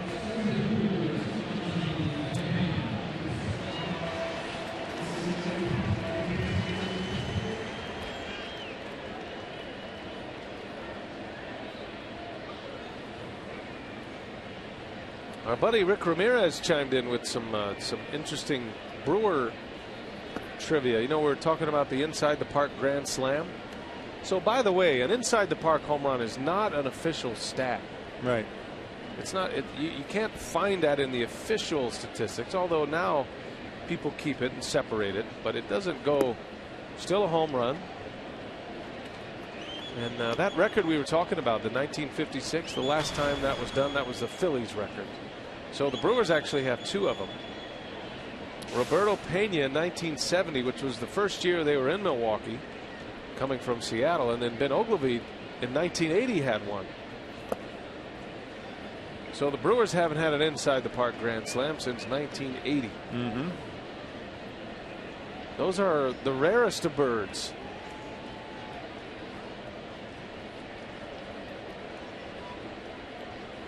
remember that the next time we have one. Tommy Pham, a swing and a miss. 2-2 the count.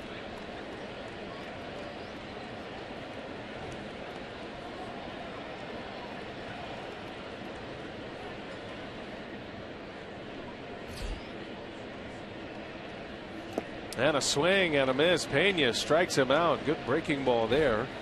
Pham is gone. He has struck out 3 times tonight and 2 outs in the 5th. Having a very difficult time with the slider from Pena. It's been a good one to Pham. Hey, tonight's time of the game winner, Hofschiltz, Brew Pub in Wyawega. Boy, that's a mouthful, isn't it? Say that one again, Ron. Hofschiltz. Okay. In Wyawega. You really got to finish that one. Yeah. Enunciate. If the Tavern Contact calls the Brewers in the next 24 hours, they get 40 Miller Lite beer pen tickets to an April or May 2016 home game. This offer courtesy of the Tavern League of Wisconsin and Miller Lite Hofschiltz Brew House in Wyawega. Say that 5 times fast. Oh, no, you can't do that. That's the borderline fine. You got to get that L in there at the end. That's important. Yep. Holiday on the ground to Segura. And this is going to be the best inning of the night for Pena. Good comeback for him. 3 up, 3 down. His spot due to lead off in the 6th. He's probably done for the night.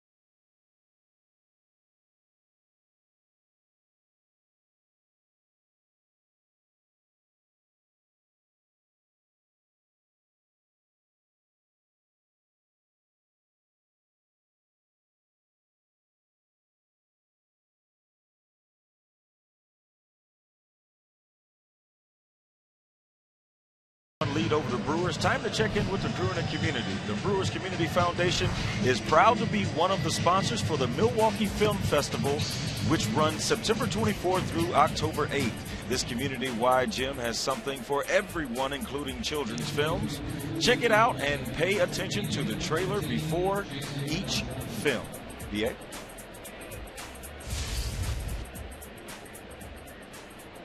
That's B.A.? I like that idea, Telly. The film festival. Look at the nachos, huh? It's got him. See, he won't be moving like that when he finishes those nachos. It's the shape of a home plate. He's going to have a little indigestion. Looks like he's got some room for him, though, wouldn't you say? It's a good workout before eating all that. You got to burn some calories, man. There's room in there. I like the container, though. Home plate. Home plate nachos. Nice. Well, it's kind of a way to take it. Now he's in. See, why didn't I think of that? He's not going to be coming up for air for a few innings. You got to get that at Miller Park. Home plate nachos.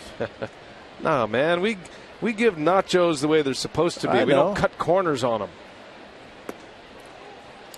It's just a way to lop off the edges. I know. Just a cool box, though. Come on. Cool hat. Guy next to him's like, "You gonna eat all those?" Jason Rogers. They're probably going already.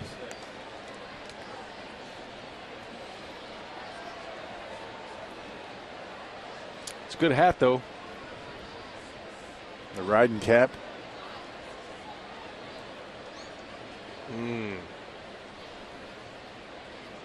Rogers in a 2-2 count. Villanueva deals and a foul tip right into the mid of Cruz. It's a strikeout. And with all that off-speed stuff that Villanueva features, change-ups and curveballs and all that kind of stuff, as Mark Reynolds takes over at first base. At 88, 89 miles an hour, appears a lot faster to the hitter as Piscotty moves to left.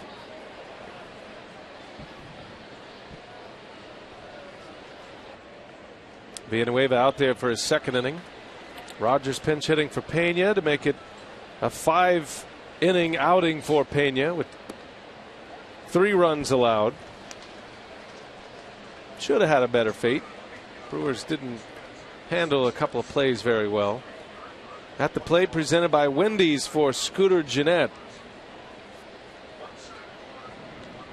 Had a ground rule double in the first inning as he fouls that one away. He's got that left field stroke going tonight.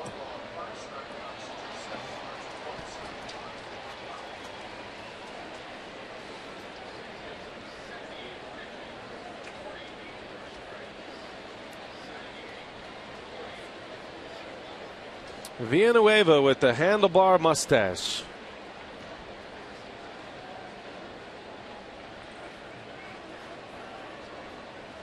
A mini Raleigh.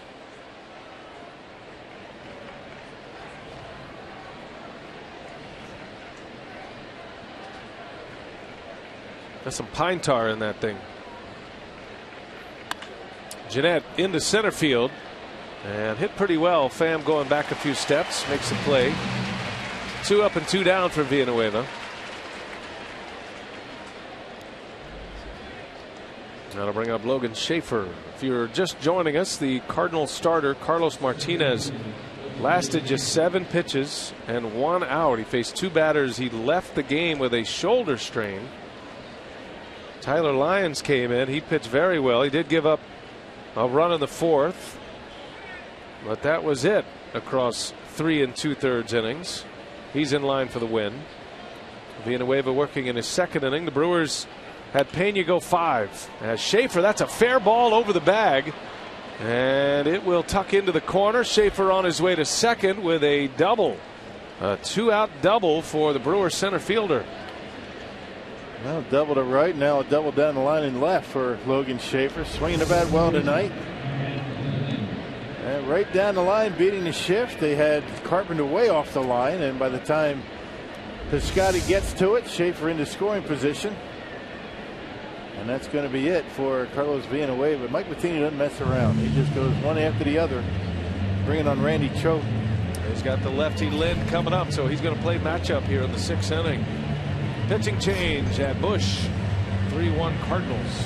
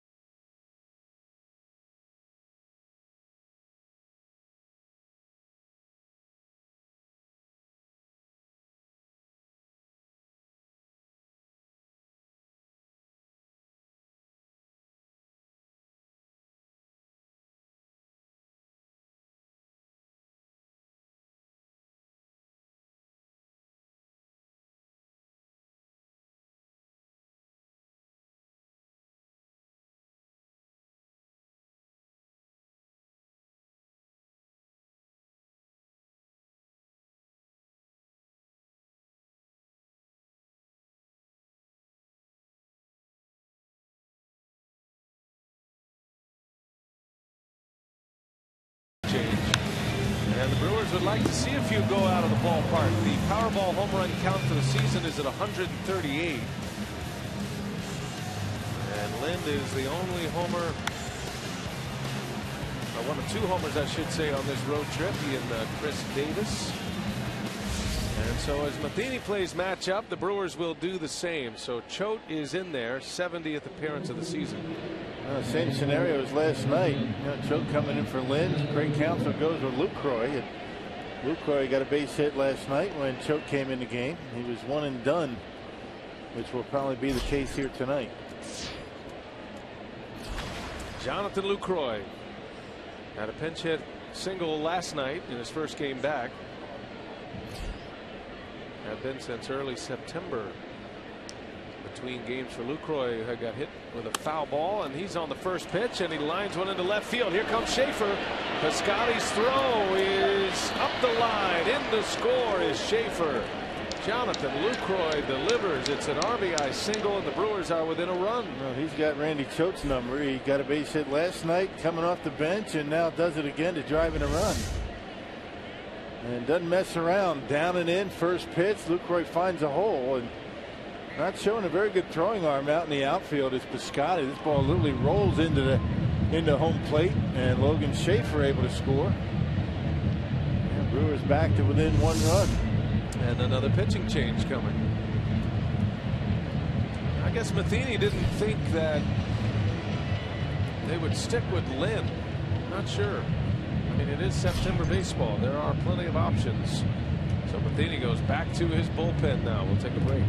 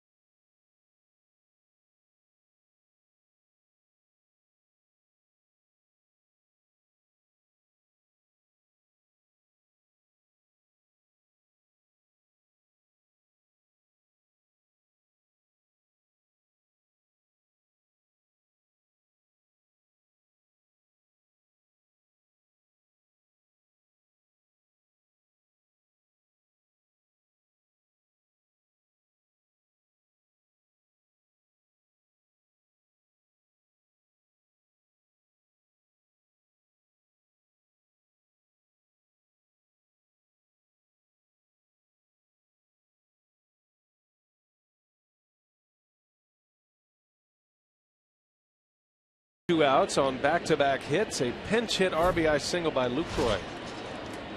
Don't forget to tweet us your strongest fan photo. Tonight it comes to us from Nate. It's all brought to you by T-Mobile. Hashtag WistDataStrongFan. Good job, Nate. Here's Chris Davis against Seth Maness. That ground ball specialist in there with the right-hander Davis up. Maness with those 72 appearances, but the Cardinals have given him a bit of a breather on his second appearance since the 18th of September. It's been 5 days since he last pitched as well, and that one is a swing and a miss. 0-2 the count.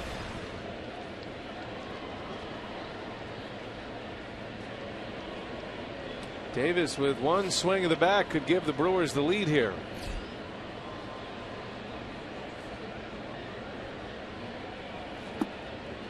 One and two.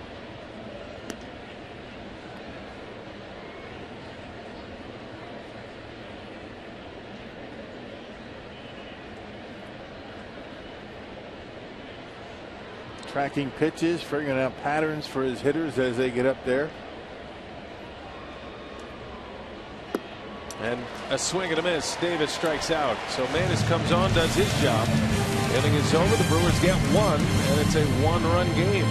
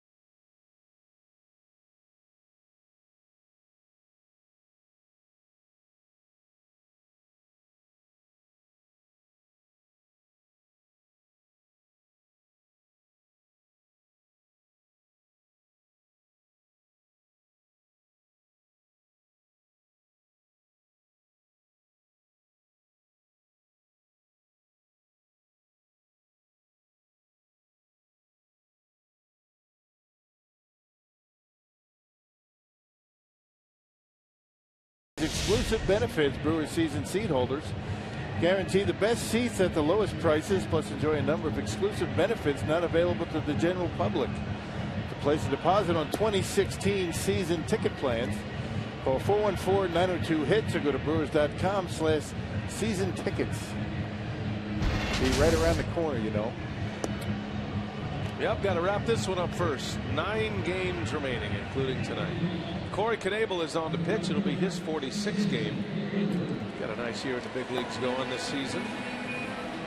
Had a good effort by Ariel Pena, going 5 innings once again, and 3 runs, I should say. Wasn't helped a whole lot by his defense tonight. Knebel on for the 46th time, a .342 earned run average. And Knebel last pitched on Tuesday at Chicago, gave up a run in an inning of work. Got a no-hitter watch tonight, Rock. They are in the 7th inning. Carlos Carrasco of the Indians has no-hit the Royals following the division-winning celebration last night. Well, it's in the 7th. Lucroy stays in, as you saw, to play first base after his RBI single. 3-2 is our score. Lucroy getting his first work at first base since coming back. He's not going to catch anymore this year. So when he plays, he'll either pinch hit or he'll play first base. Might see him in there tomorrow with the left-handed pitcher on the mound, Garcia. 2 for 2 since coming back. And both base hits off of Randy Choate. Good to see him back. Missed him. Lineup just does not look at all the same without Lucroy and Braun. Those are big bats the Brewers count on. There's a little tapper. Ashley jumps on it and spins and throws him out. Good play, Nevin Ashley. He's quick behind home plate. He surprised you. He's a big dude. Quick on his feet, able to get out there and make the play. One away in the 6th inning. Pena went 5. 6 hits, 3 runs, all earned. His ERA at 3.91.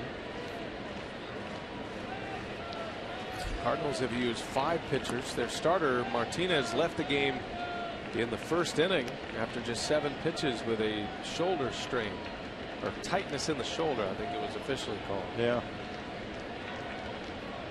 Johnny Peralta, and he lines one into left field, a base hit. Can't get him out tonight. His bat is heating up. You know, Matheny really had confidence in him, stuck with him, just kept saying during that long slump that it's coming, he's going to hit, don't worry. And he was right. He's really swinging it well over the last couple of weeks. And he got a hanging curveball that time from Knebel. Doubled up on the curveball that time, left one up. He is 3 for 3 tonight. It's a 1-out base runner for Piscotty, who's now the left fielder after starting the game at first base.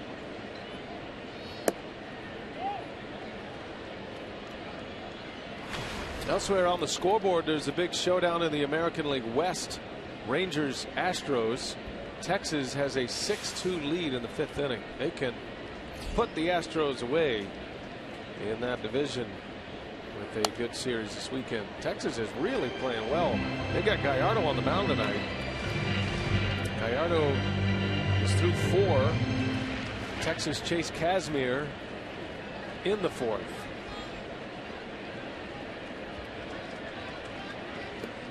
Cubs lost earlier today to the Pirates. Garrett Cole beat John Lester. Cole's 18-8 now. 18-8 with a 2.60 ERA. Melanson picked up save number 51. And so the Cubs' magic number to clinch a postseason berth is still 1. They could clinch it tonight if the Giants lose in Oakland. The Giants have a 2-0 lead in that game in the 1st inning. Yeah, Cubs had a man at third with 1 out in the 9th. Melanson got out of it. A couple of strikeouts. Wrigley was rocking today. Man, they've got it. I'll tell you, you know, the road team in the wild card game since 2012 when it began, the road team has won 4 out of 6 yeah. in that 1-game wild card play-in game. But I think it's a different story if the Cubs can host that game, just because of the Wrigley Field factor. Well, Pirates won today. Yeah, so that means Pittsburgh keeps putting a little distance between themselves and the Chicago Cubs for that second wild card spot. Now 4.5 games between them. Going to be tough for the Cubs to catch them now. Pirates still have a chance to catch the Cardinals, though.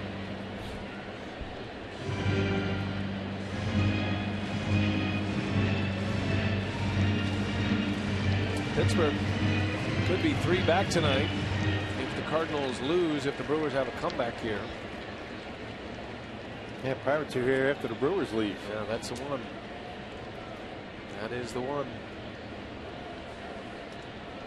I believe that is in Pittsburgh. That 3-game series next week. Little half swing didn't matter. Right down the middle. Knebel strikes out Piscotty. Yeah, you're right. It's on the road for St. Louis.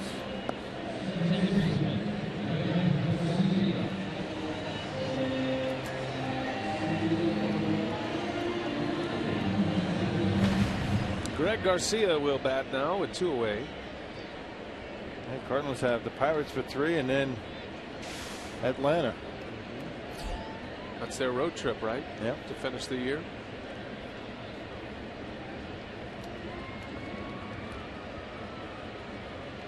Tell you, Pittsburgh, they've been impressive on this 3-city road trip they're on.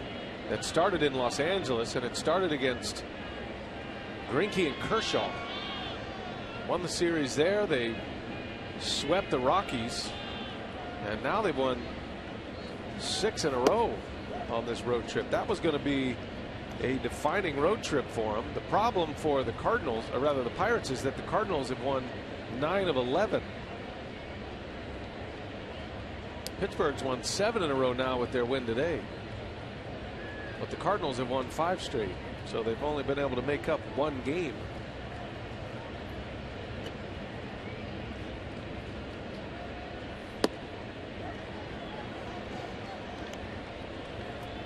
Mets are leading Cincinnati big in the 9th. Their magic number is 3. Showed you that inside the park home run. The Phillies beat the Nationals 8-2.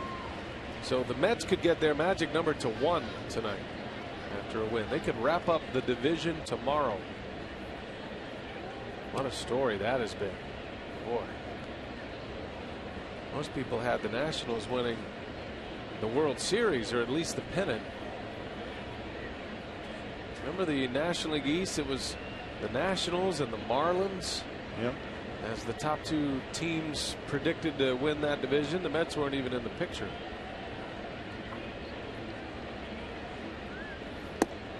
A strike called. Knebel rings the bell on Garcia. Back-to-back Ks to end the inning. A scoreless 6th. And we go to the 7th. Brewers down a run.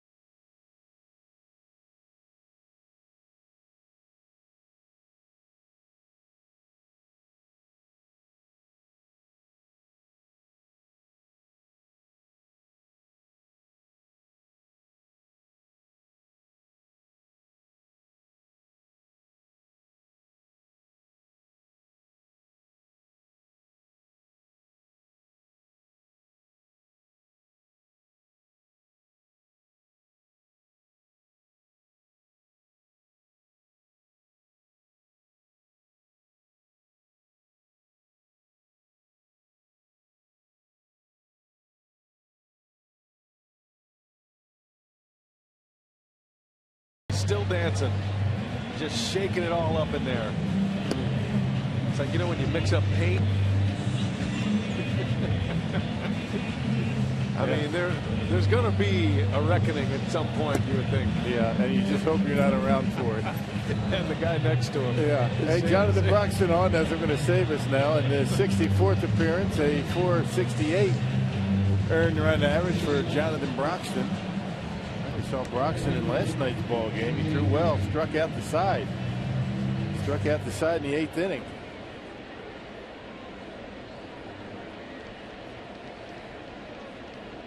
Yes. So you doing all right, man? Yeah. Yeah, I feel great. So you don't think he shared any of those? No, no chance. No chance. There's a strike to Shane Peterson. 7th inning, Brewers Cardinals. It's 3-2 St. Louis. Cardinals got a run on the 3rd. Brewers scored to tie it in the 4th. Cardinals came right back, got 2 in the bottom of the 4th, and then the Brewers got a Lucroy RBI with 2 outs last inning to get within 1. Did you hear about that scene last night at Petco Park? I did not. A lady gave birth. Oh yes, I did. A baby boy was born in the middle of the game. Nice. In the ballpark. They handled it well, huh? I guess so. It's a good catch.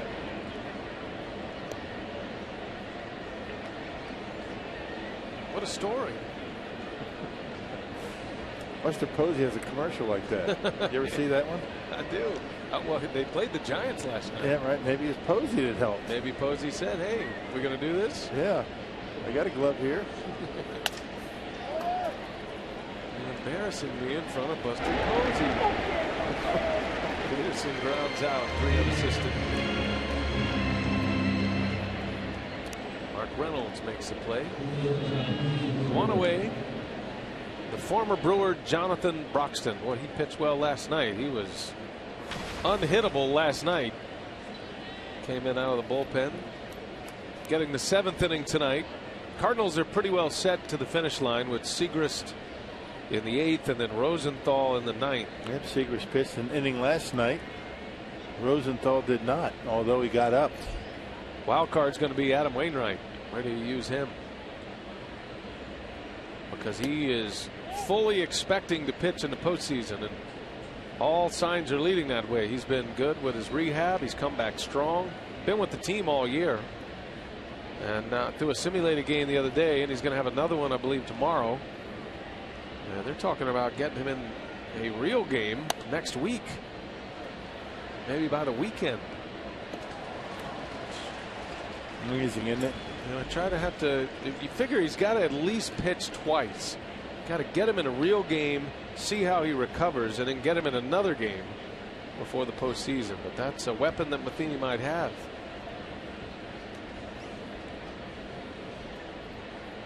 Quite the psychological boost, if nothing else. Right. Get your big gun back in circulation. 1 ball, 1 strike, and that's down and in. Segura walked his last time up, was immediately erased on a double play.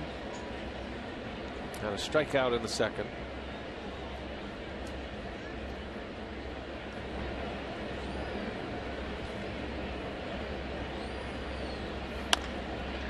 Big chopper, going to be a tough play, and no chance there. Johnny Peralta off his glove. Segura's all the way to second base.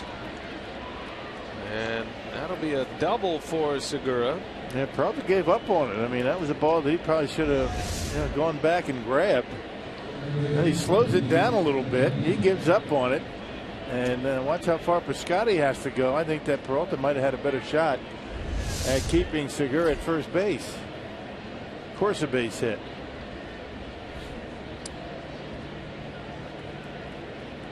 So Segura with double number 15. He's at second as the tying run with Sardinas coming to bat. And you can run on Broxton, a little bit slow to home plate. You know, the Brewers feel a little bit more comfortable running on Tony Cruz back there than it was Yadier Molina.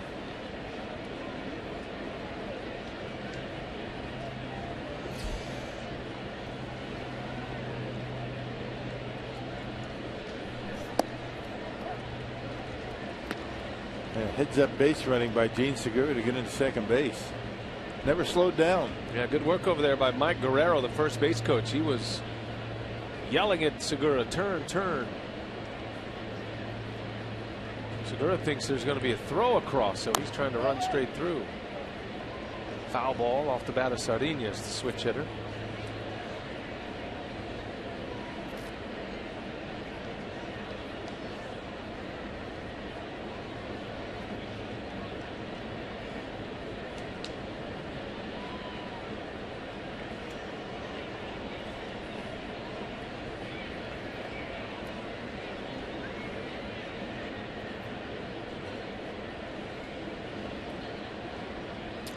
To the count on Luis Sardinas. Foul down the other line. Yeah, Braun doing a pretty good job keeping Segura close to second base, keep jockeying him back. It's making him aware that he's out there and trying to keep him close. You know Segura's itching to take off to third base.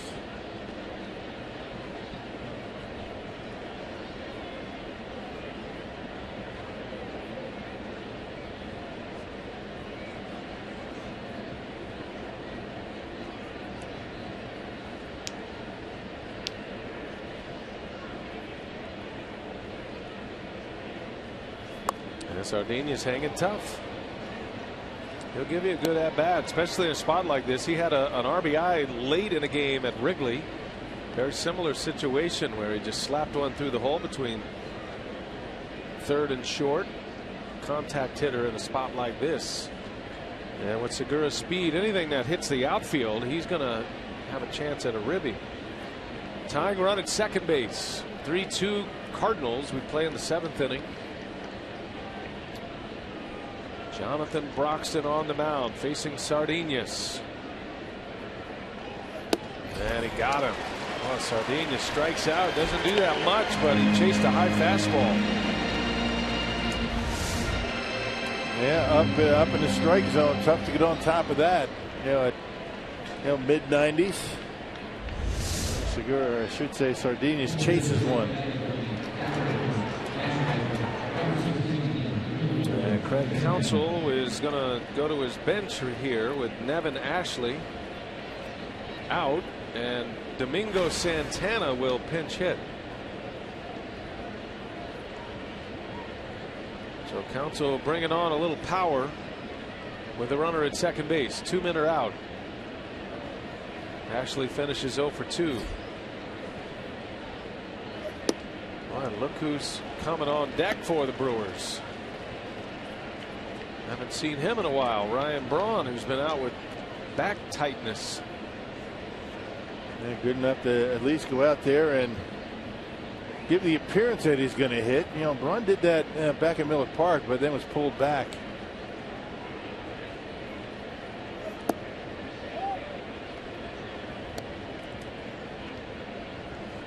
I talked to Ryan earlier today, and he said he's coming to the ballpark every day with the expectation that he's going to be in the lineup.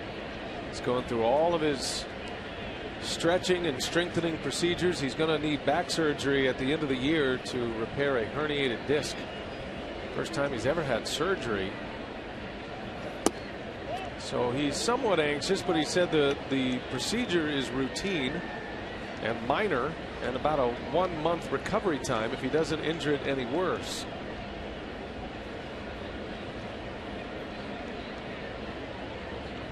Been taking batting practice the last 3 days. Be interesting to see if he hits in a spot like this. Santana would love to give him a chance.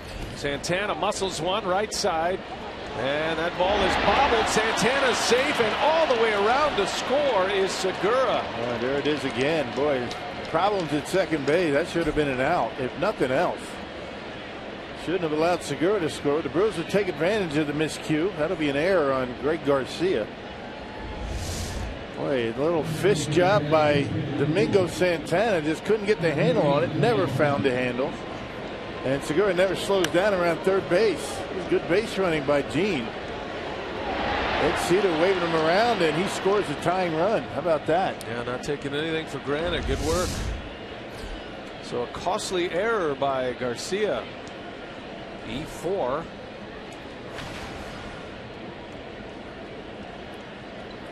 Here is Braun, pinch hitting. Go ahead run at first base. 2 outs in the inning.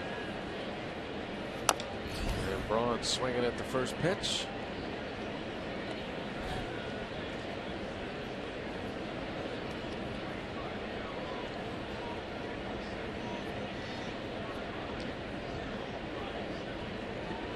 I just wonder about the timing for Braun. It's been a while for him. I was thinking that Braun might be getting into shutdown mode because he wasn't able to get back on the field. And he did say before the game, he goes, it feels good today. His back feels loose, and that's really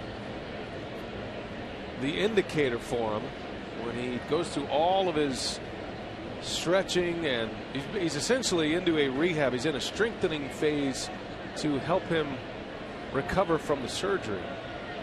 But he said he felt good today. Took batting practice on the field. It's his first at bat since September 18th. So he's been down 7 days. He got 2 at bats in that game. That was in a game at Miller Park against the Reds.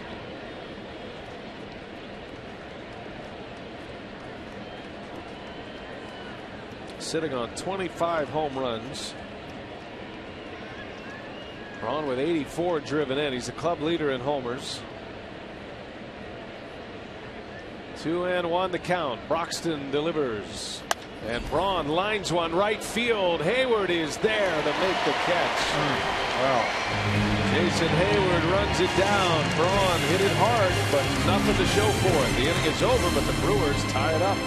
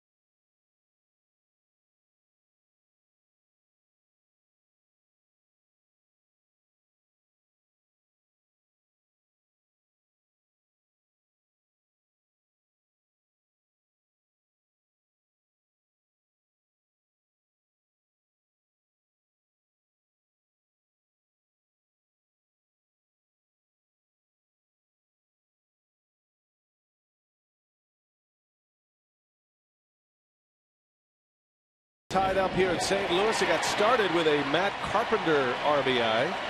Plating Tony Cruz. The Brewers, they've got a wild pitch. Tyler Lyons uncorked the wild pitch that brought a run in. Logan Schaefer. That tied the game at 1.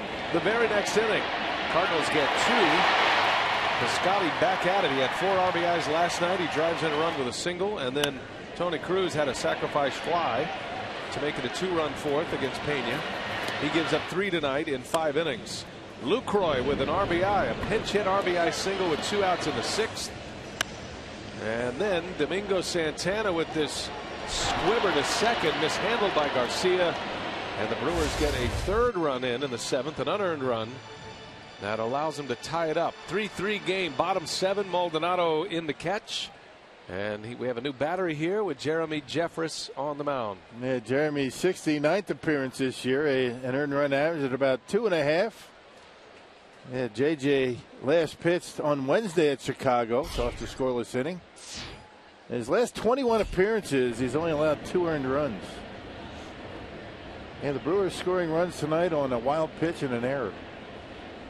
The Cardinals making their share of miscues tonight. Tony Cruz lead it off. He had a sac fly. We showed you, had a double and a run scored in the third inning. Brewers don't have an error, but you could probably account for maybe 2 of those hits in that 2-run fourth inning. Segura unable to pick up a hot ground ball off the bat of Peralta. Didn't deserve an error, but it's a play that Segura has made a lot. And then Davis got a late jump on a fly ball to left by Piscotty that drove in a run. There's a swing and a miss, and Jeffress with a strikeout punches out Cruz. Curveball's been a good pitch for him lately, getting ahead in the count and getting the strikeout on the big bender. Well, the Brewers have consistently been able to get the leadoff hitter ever since the fourth inning. First 4 innings, the Cardinals had their leadoff hitter aboard and haven't had one since.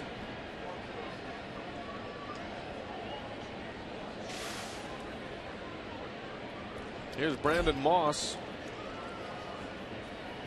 Pinch hit at bat again tonight. He was in there last night as well. That is a swing, says third base umpire Mark Carlson.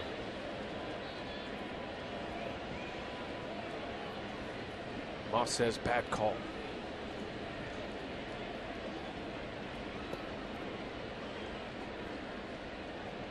Jeffress has electric stuff. Fastball in the mid to upper 90s with sink on it. Got a good breaking ball. Brewers feel pretty good about their bullpen leading up to next season. Their bullpen's been the best part of the team. Yeah, they're consistent. And they've been worked a lot. I mean, the Brewers' starting rotation has not been able to get too deep into games as of late. We've been talking about that for a while. Plenty of them to go to out there. Everybody's had a lot of work except for the closer. That's the problem that the Brewers have had. K-Rod having a difficult time getting into games.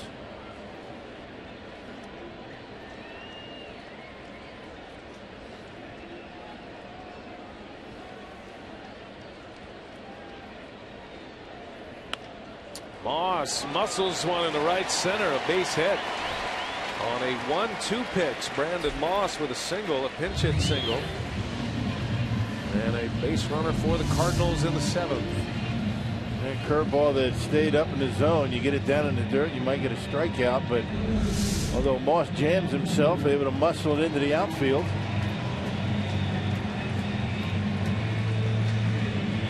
Pinch runner coming in for St. Louis.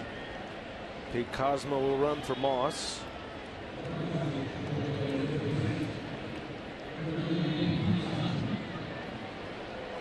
And Moss is done for the night. Good night's work. Got a pinch hit appearance and a single. So the go ahead run is on. Top of the order, Matt Carpenter now. There's been a drastic differential from the starters ERA versus the bullpen ERA for the Brewers this season. A full run and a quarter difference. Starters ERA is 4.81 and the bullpen ERA is 3.5.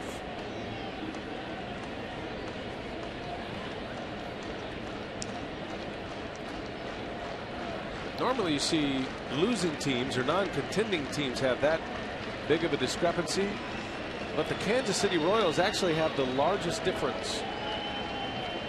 Their bullpen has an ERA of 2.68 and their starters are at 4.46. So it's a 1.78 run differential, and yet the Royals are the first to clinch a division title. Goes to show you. Will Smith, the former Royal, is getting loose. Hey, your starters just have to keep you close, and then it's up to the bullpen. I mean, you know, average bullpen work these days about 4 innings. 3-4 innings. If your starter goes 6 innings, that's considered to be a pretty good start these days. Carpenter was late and a swing and a miss.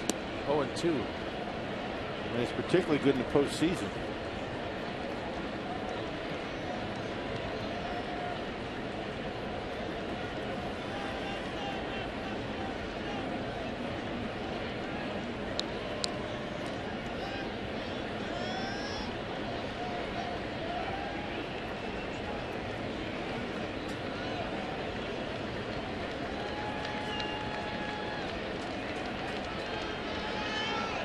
Jeffress hoping to get a ground ball out of Matt Carpenter here. Go ahead run at first base. The 0-2, a swing and a miss. He struck him out. He came with a heat. And Carpenter is gone. Second strikeout for Jeffress. That just blew him away. All fastballs to Carpenter. Good morning, good afternoon, and good night. Yeah, didn't mess around with a breaking pitch that time. Made a mistake to Moss. He got a base hit and said, here it is, hit it. Yeah, it made Carpenter look bad.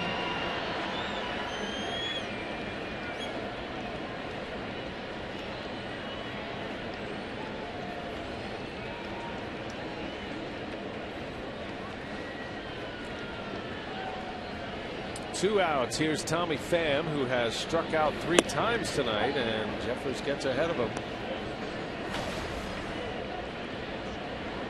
That's the way it goes when you're having a night like Pham. You're up there going, all right, I've struck out 3 times. I'm going to be patient here. I'm going to get a good pitch to hit.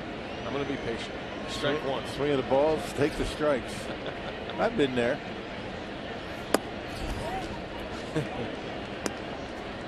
You speak with such compassion. No doubt, I know. And it's frustrating. You're just not seeing a baseball. That's what it comes down to. You got to wait back. Sometimes you're right. I mean, some guys can snap out of it just by taking a couple of pitches to see him coming into the strike zone.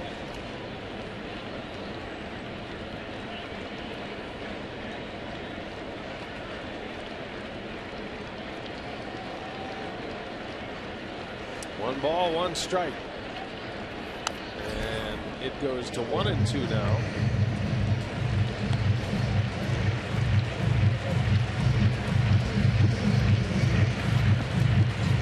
Toronto Blue Jays won again. Their magic number is 5.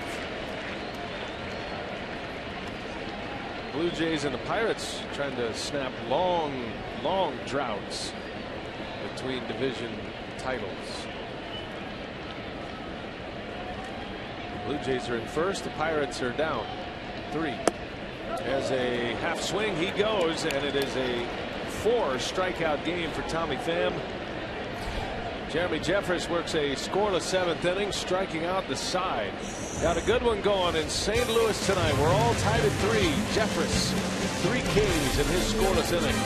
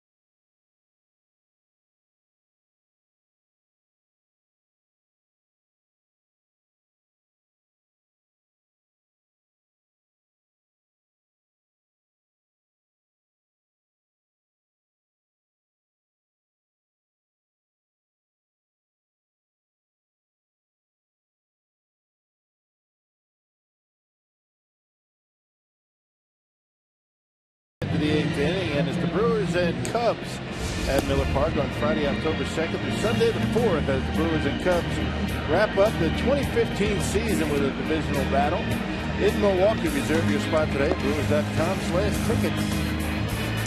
Final 3 games of the year at Miller Park. Got to come see us. We're going to close up shop after that one on Sunday, so make sure you're there. And we're all going to Rock's house afterwards, so we'll see all of you there. Well, you can eat me out of house and home if you want. We're going to go burn stuff. Yeah.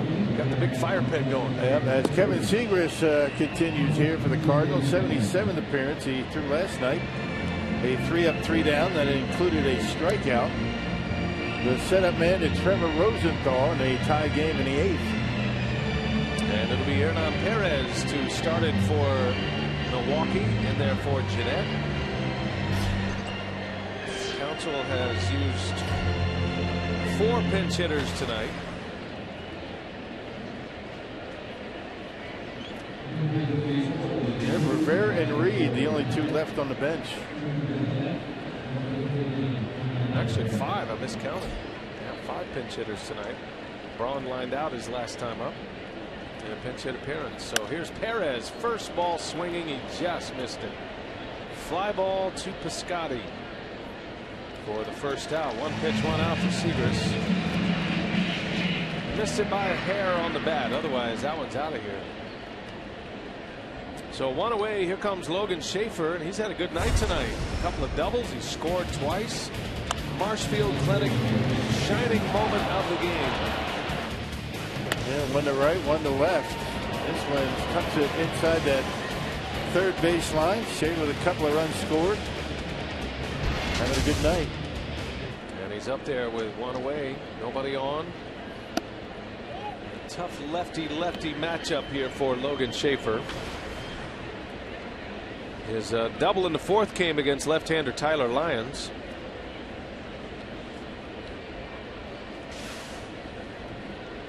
Scored the first Brewers run on that wild pitch.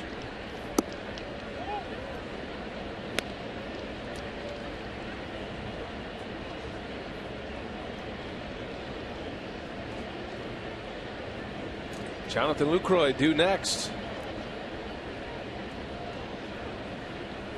All tied at 3, 8th inning.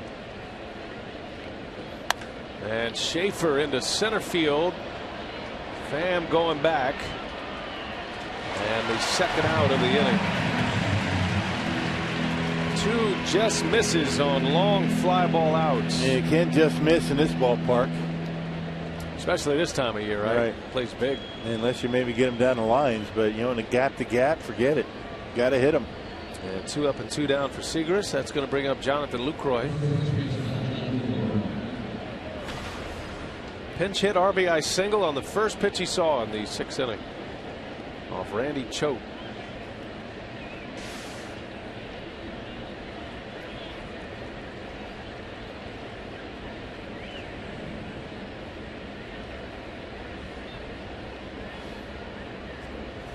It's taken Lucroy a little over a month, and he hasn't played in 2.5 weeks either. But it's taken him a little over a month to raise his batting average 30 points. He was hitting .233 when this hot streak began in late August. And you take what, about 10 days off, almost 2 weeks, and first 2 at bats with base hits. Not easy to do. Lucroy is going to end up around 100 games played this year. 2 injuries, had the concussion that does not show up on the disabled list. He never went on the DL at the expanded rosters. And he skies one into right field. Hayward, the Gold Glover is over. Foul territory, and that's that for the Brewers in the 8th. 3 up, 3 down. Bottom of the 8th coming. 3-3 game at Busch Stadium, St. Louis.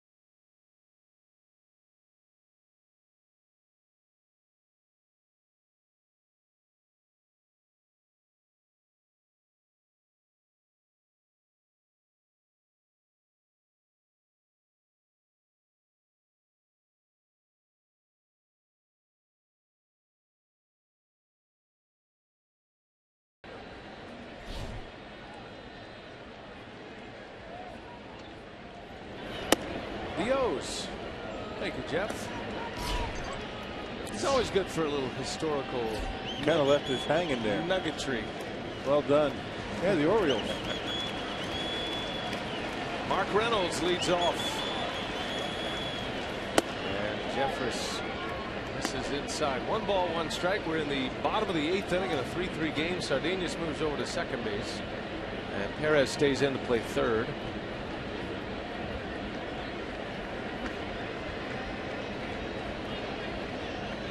Jeffress back out there, maybe just for 1 hitter. And a half swing, he goes.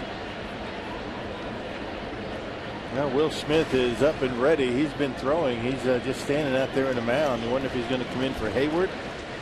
But then you have Peralta and Viscotti, both right-handers, coming up after Hayward.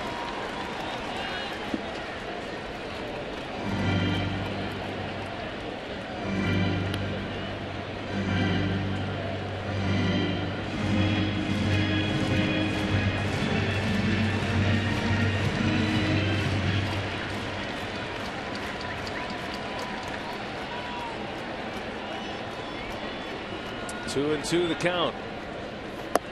Missed with it. 3-2 now.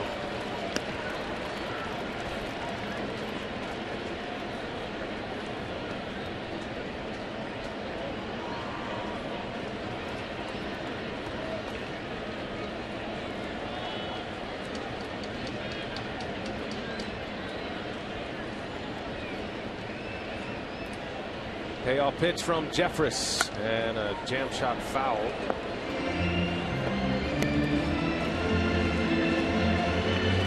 You got to be careful with a breaking pitch if you hang it up in the zone. Reynolds has been known to wait back on those and knock him out of the ballpark. 12 homers for him.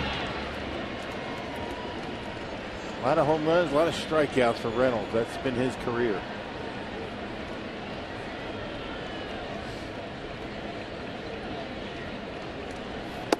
And he missed. Ball 4.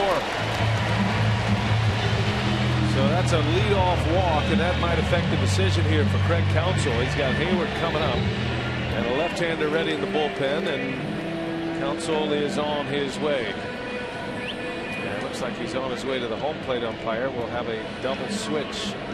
We are in the throes of September baseball right now. Multiple pitching changes for both managers, trying to get the right matchup. It's 3-3, and now the Cardinals have the go-ahead run on. Nobody out of the 8th to the break.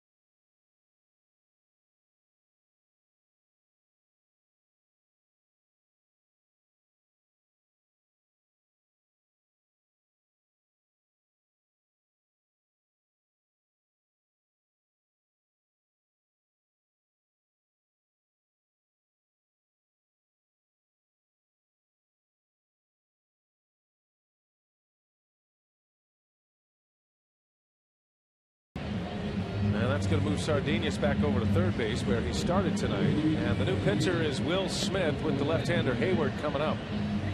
And then you got a couple of right-handers. Will Smith very good at retiring right-handers. He pitched on Wednesday at Chicago, did well.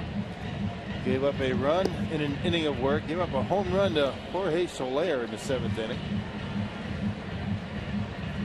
Leading the Brewers in appearances with 73 now, and he's led the Brewers now for 2 straight years.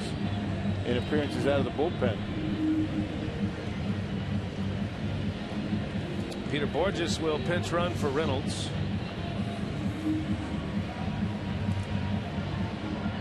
And here is Hayward. Borges is very fast. He's one of the fastest players in the big leagues, but he is not a great base stealer.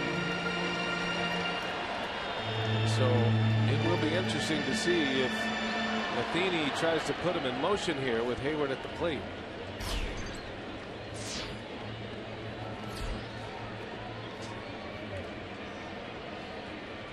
Will Smith against Hayward.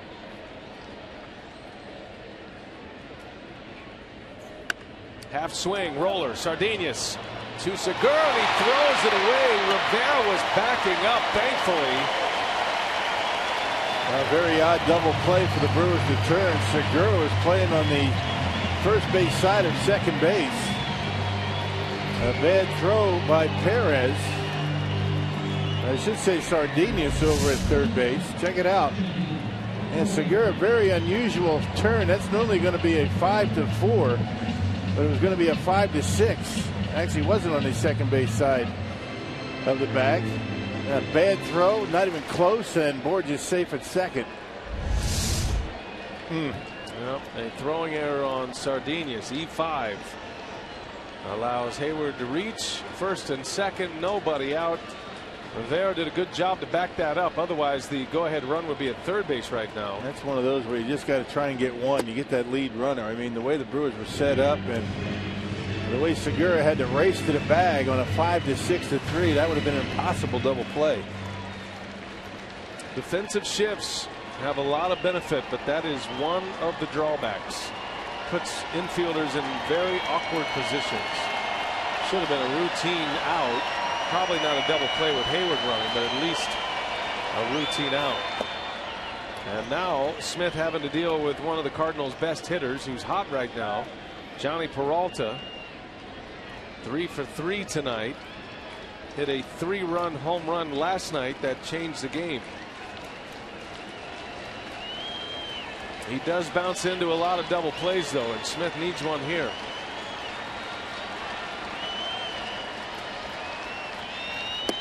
Swing and a miss. 1-2 the count.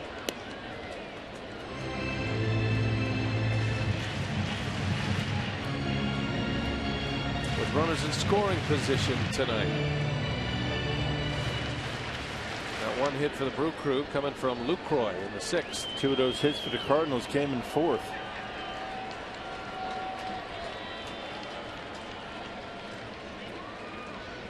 One-two pitch. And he's able to check his swing. 2-2 on Peralta.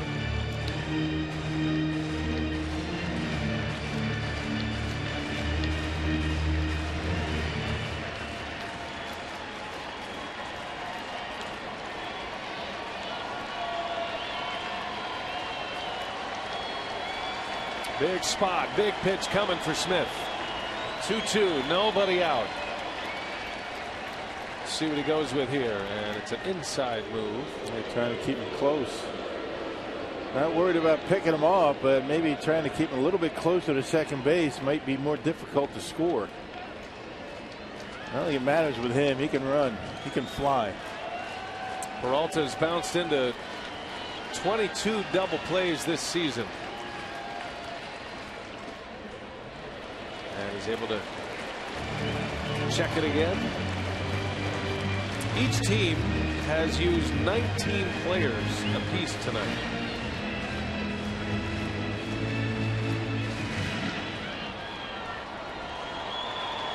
And we're only in the 8th. More to come.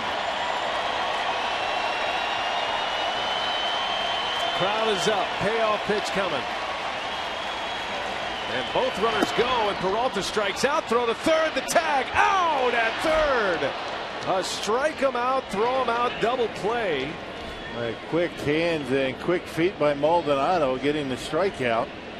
And a bullet right on the bag at third base. Matheny's going to want to take a look at it. Slider down and in. And look how quickly Maldonado gets rid of that baseball right on the money. And I think he's out. Gonna be close. They're going to ask for a challenge here, so they'll go to replay review. Why not go for it, right? I mean, why would you waste it? Can't take it home with you. Use it tomorrow, and Matheny going to take a chance. His bench coach David Bell there with him. Now remember, the call on the field is out. Got to be clear and convincing evidence. Boy, that's close. Showing the replays here on the big screen.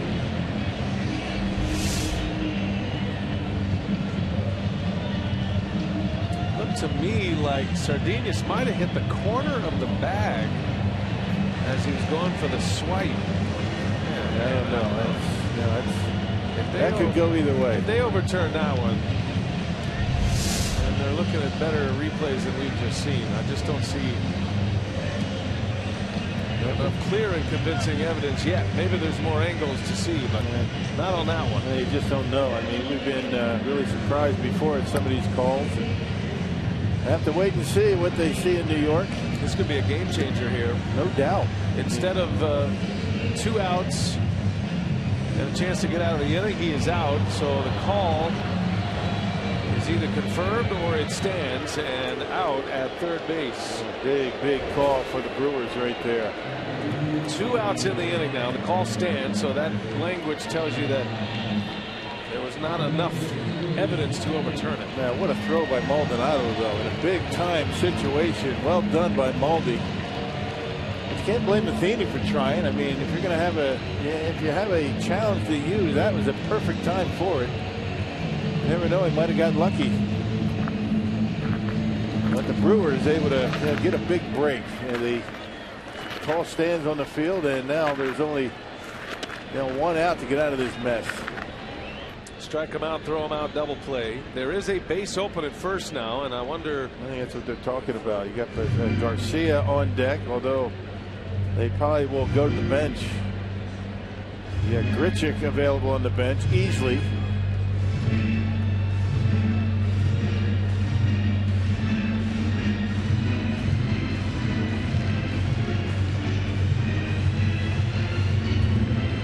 So Kranitz has had his say, the pitching coach.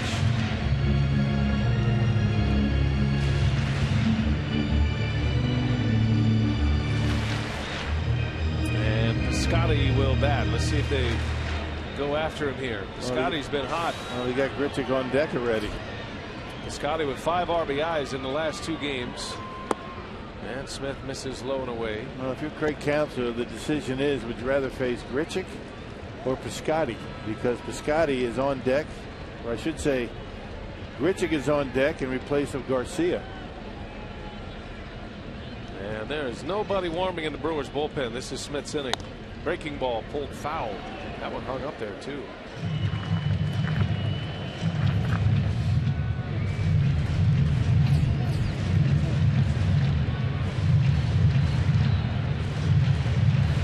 There's Grichuk waiting to hit next. Piscotty drove in a run with a single in the 4th. 1 out of 3 tonight. Started at first base. Now he's the left fielder. Go ahead run at second, and a fastball missed. 2-1 the count.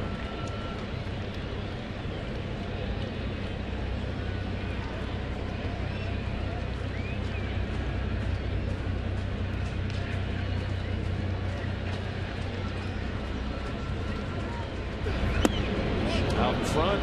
Good pitch for him tonight. He got Peralta on that slider. On the strike him out, throw him out, and got right back into the count with a slider on a 2-1 pitch. That pitch takes guts. Yeah, it does. So he runs it even now, 2-2. Hayward carries the go-ahead run. And with Rosenthal as the closer, more often than not, that means victory. 2-2 on the way. Piscotty takes a ball. Fastball missed. 95 with the heat. Fastballs aren't missing by much.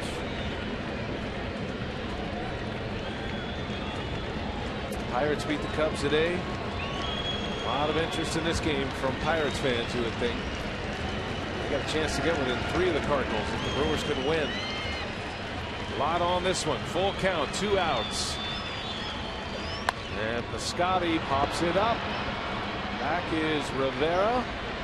And Will Smith does the job. A huge strike him out, throw him out, sets it up. Smith gets out of it. A scoreless 8th. We go to the 9th tied.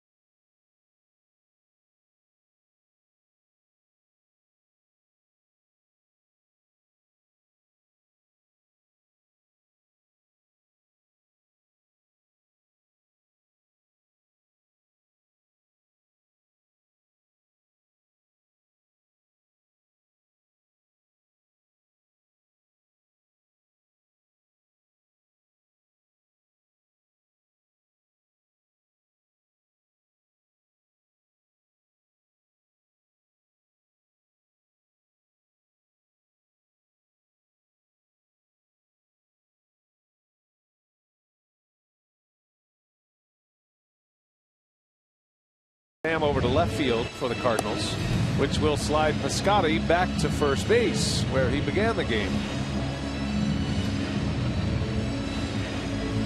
And the Cardinals have a new pitcher on the mound as well in a 3-3 tie. They bring on their closer. Non-save setup here. They're trying to get this one to the bottom of the 9th.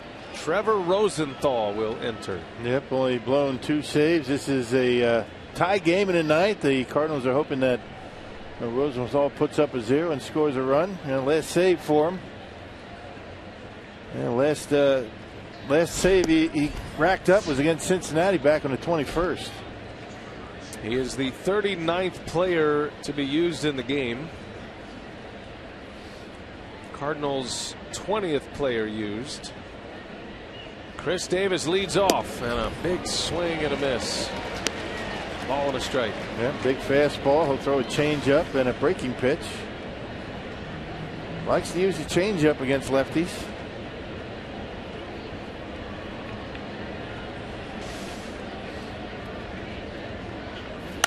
Davis into right field, hit well. Hayward going back, and she is gone. A home run. Chris Davis. Opposite field home run, and the Brewers take a 9th inning lead. A frozen rope, a line drive out of here to right. Here's Davis able to center on a Rosenthal fastball, knock it out of here on a 1-1 pitch. Boy, that kid's something, isn't he? A couple of hits tonight, another homer. He's shown it all tonight. Infield hit, stolen base, and a rocket out of here to right field. That's where the big boys hit him when you go opposite field on a night like this. On a line. You can't hit him any harder than that. His 24th homer of the year for Davis. Oh, it had that sound. Yeah, just a frozen rope out of here over the head of Hayward, and gives the Brewers a 1-run lead. Ends up in that Cardinals bullpen by plenty. And now Shane Peterson takes a strike.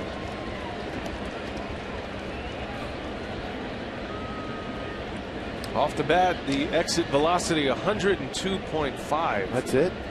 As Peterson swings and misses. Yeah, pretty well spread around those home runs for Chris Davis. Inching ever closer to Ryan Braun for the team lead.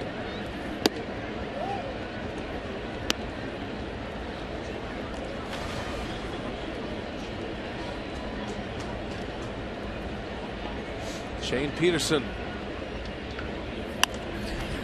Fly ball, slicing foul in the seats.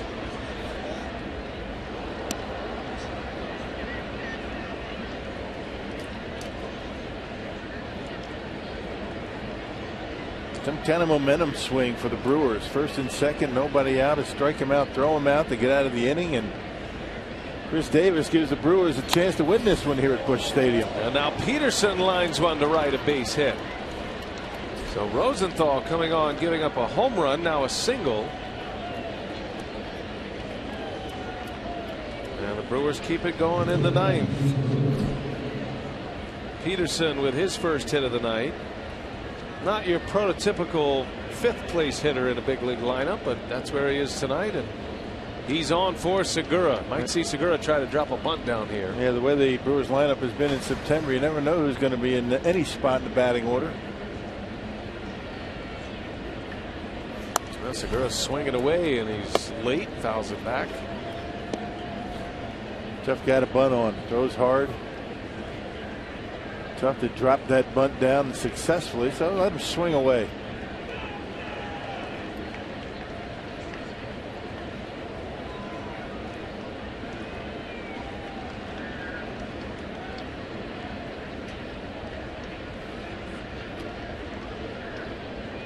Rosenthal stumbling off the mound on that throw to first.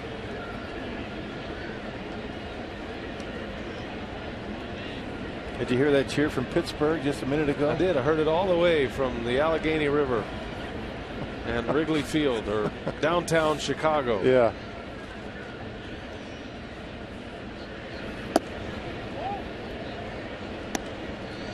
Could be a huge swing night for the Pirates. If the Brewers can hang on to win this game, then that division lead would go down to 3.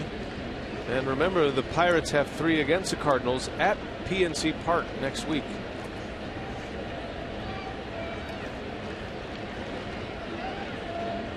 Another throw to first. Looking ahead to the Cardinal 9th inning.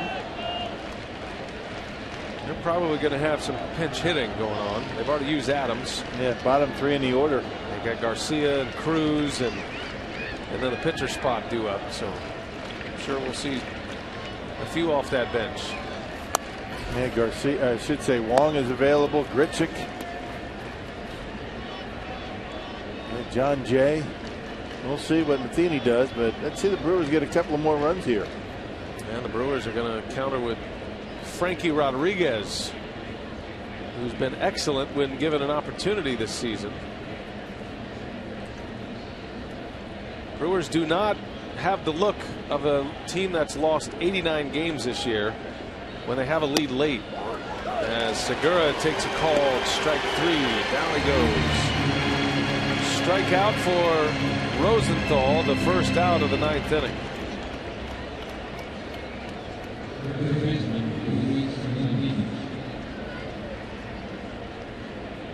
And what I mean by that with the bullpen, if the Brewers had a winning record and they were in contention, the same late inning winning relievers you use now, that would be the rotation in the bullpen for the Brewers. They would use Smith and Jeffress and K-Rod. Yeah.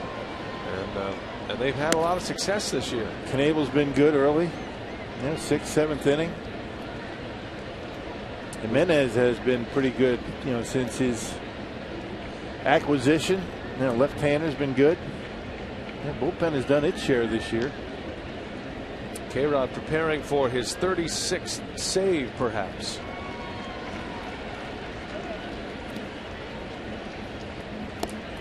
A Chris Davis home run has given the Brewers the lead here in the 9th.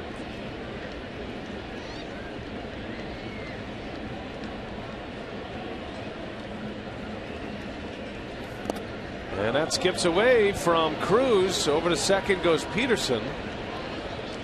So a wild pitch will put a runner in scoring position. Rosenthal having a rough time in this ninth inning.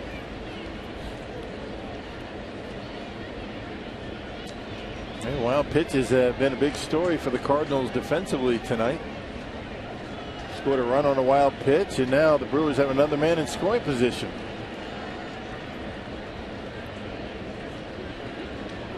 Runner at second, one out.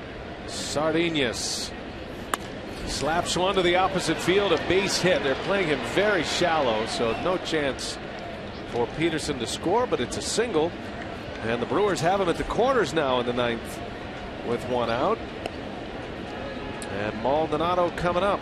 He just slaps that one into left field, gets on top of the big fastball, and as you mentioned, playing very shallow out there in left field. Tommy Pham able to get it in. Brewers are going to need another base hit. What do you think? Squeeze possibility here? Well, Maldonado is a very good bunter, so that is a likely scenario. Although we haven't really seen that game from Craig Counsell. That was a staple in the Ron Renicky managed. Haven't seen it once. We've seen the attempt on a safety squeeze, which is what you might see here. Curious to see what the Cardinals do defensively, especially up the middle. Looks like they're going to play back, so they're going to take a shot at a double play to end the inning. Maldonado trying to hit one in the air to the outfield at least. Peterson runs well at third. The Brewers have a lead, looking for more as Maldonado takes a ball. You know, if you feel as though you have a hitter at the plate where you can double up, you will play in double play depth. Maldonado certainly fits that bill.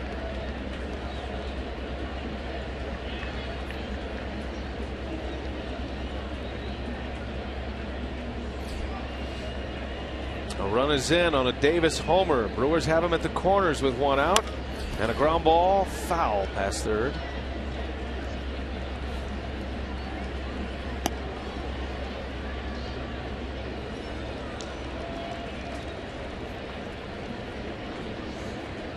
Will Smith gets through a dicey eighth inning after a walk and an error. Got to strike him out, throw him out, double play. Maldonado with a perfect peg to third base to get Borges. And then a little pop up to end the inning. Davis leads off with a home run to right. It was a shot out of here. 1 ball, 1 strike. Maldonado on the ground. Cardinals chance to turn it here. 6-4-3 double play to end the inning.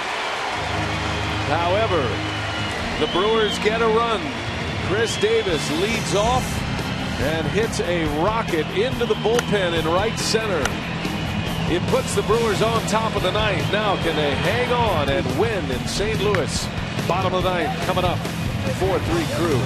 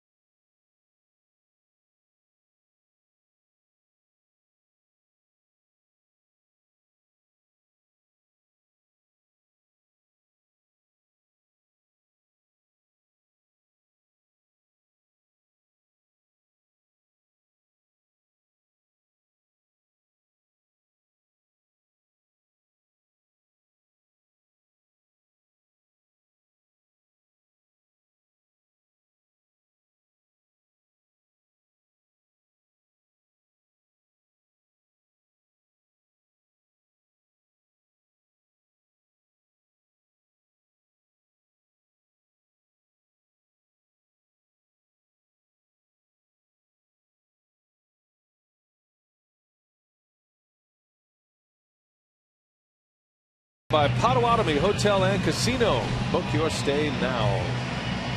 Beautiful night, Friday night, St. Louis. The Brewers are 3 outs away from a victory here after Chris Davis's leadoff homer in the 9th. His 17th home run since August 6th. What a binge he's been on. Here's Francisco Rodriguez. K-Rod on to try to nail down number 36 here tonight. He's only blown 2, 57th appearance. You can see K-Rod with more strikeouts than innings pitched and a .235 earned run average. Frankie last pitched on Wednesday at Chicago and picked up his 35th save of the year. A scoreless inning that included a strikeout. He's got the bottom 3 in the batting order for St. Louis.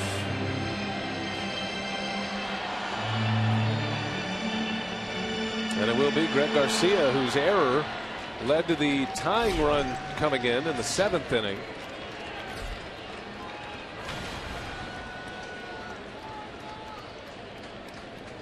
He's 0 for 2. He dropped down a bunt, a sacrifice bunt. That was back in the 4th inning. He was a strikeout victim his last time up. That was Knebel, who worked a scoreless 6th inning. Pena started. He went 5 and gave up 3 runs. Knebel a scoreless 6th. Jeffress pitching into the 8th inning. And a ground ball through. Base hit. Garcia with a single. Just had enough on it. Rivera got a good jump on that too. He almost made a play. But Garcia singles and the tying run is on against Frankie Rodriguez. Yeah, a little too much in the play with the fastball. Tried to get it away. Found the wide of the plate and good speed. Garcia with a single to lead off the inning. Leadoff base runners have been an issue for the Brewers in this game. Been a lot of them for St. Louis. Well, to the bench goes Matheny. John Jay will bat for Tony Cruz. Jay's been out with a wrist injury. His status on the postseason roster is very much in question. He might be up there to bunt.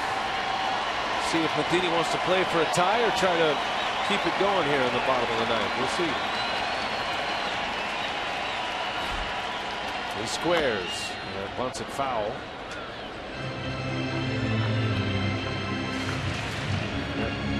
The left wrist is wrapped up. It's been a tough year for John Jay. Been a mainstay out there in center field for the Cardinals in their postseason runs, but he might not be a part of it this year. And it's been kind of a lost season for him. K-Rod trying to quicken his delivery to make sure Garcia doesn't try and steal a base. And another bunt attempt, bunted foul. So it's 0-2 now on Jay.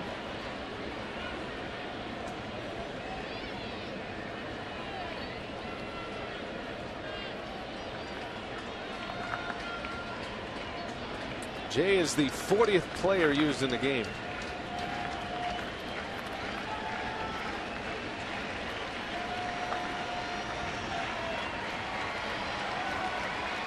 Oh, and 2 the count. And he squares again, gets it down. Rodriguez thought about second, and he'll take the out at first. Yeah, good idea. I mean, that would have been very close. Would have had to make a perfect throw, but decided to get the shore out. It looked like he got a good grip on the ball right away. And wisely takes the out. Sacrifice bunt for Jay on a 2-strike pitch, and now the tying run at second for Randall Pritchard.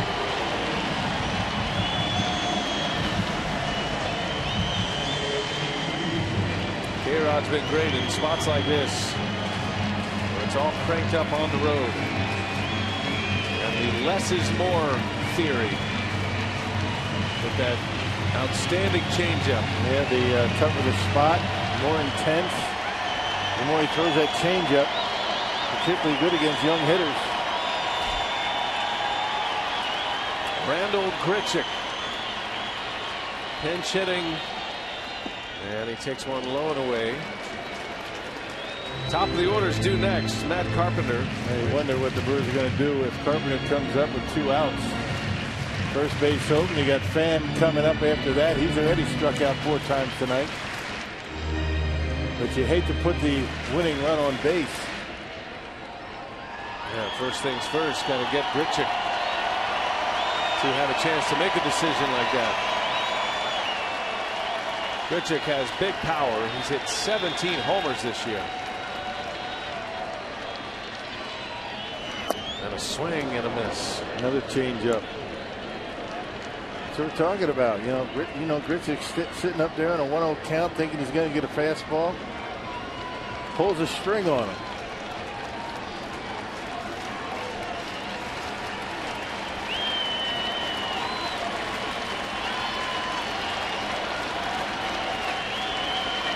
Tying run at second. K-Rod deals and a ground ball foul. A typical full season in the major leagues will get you about 600 at bats. So Grichuk is here with 306 at bats, and he's hit 17 homers. It gives you an idea of the power that he's had. His home runs per plate appearance, impressive. 1 ball, 2 strikes. Garcia can run at second base. And a foul back. He had a big swing. First fastball that he's thrown. There's been 3 changeups, then tried to climb the ladder on him, but Grichuk got a piece of it. And Maldonado going, hey, you're going to throw that fastball. Don't throw it down the middle again. That was right down the middle, not quite high enough. Got away with it.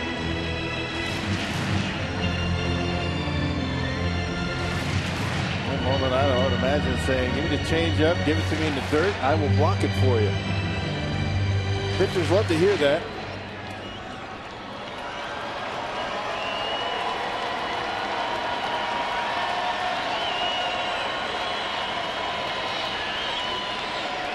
Do it again. Another 1-2 pitch. In the dirt. What a play by Maldonado. And he blocked it, didn't he? He wasn't lying.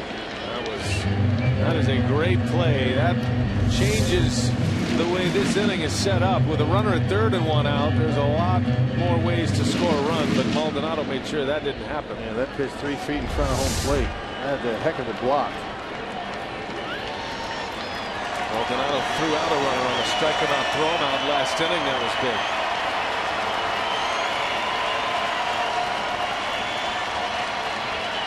So it's 2-2. And Grichuk fouls one off. Keep getting a piece of that changeup.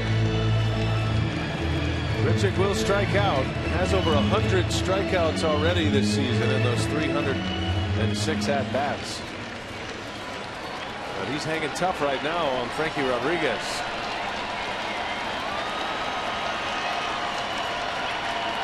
Two and two. Here it comes. And a swing and a miss. He struck him out. A curveball from K-Rod. So he went off the grid a little bit there, and he picks up the second out of the inning on a K. Yeah, he couldn't shake him with a changeup. He goes with the curveball, and you can see Grichuk way out of the zone. I'll tell you, this is going to be an interesting call here.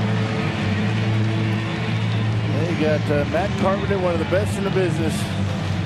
You got first base open. Cardinals already have a pinch hitter on deck. It's not going to be Pham. And Colton Wong on deck.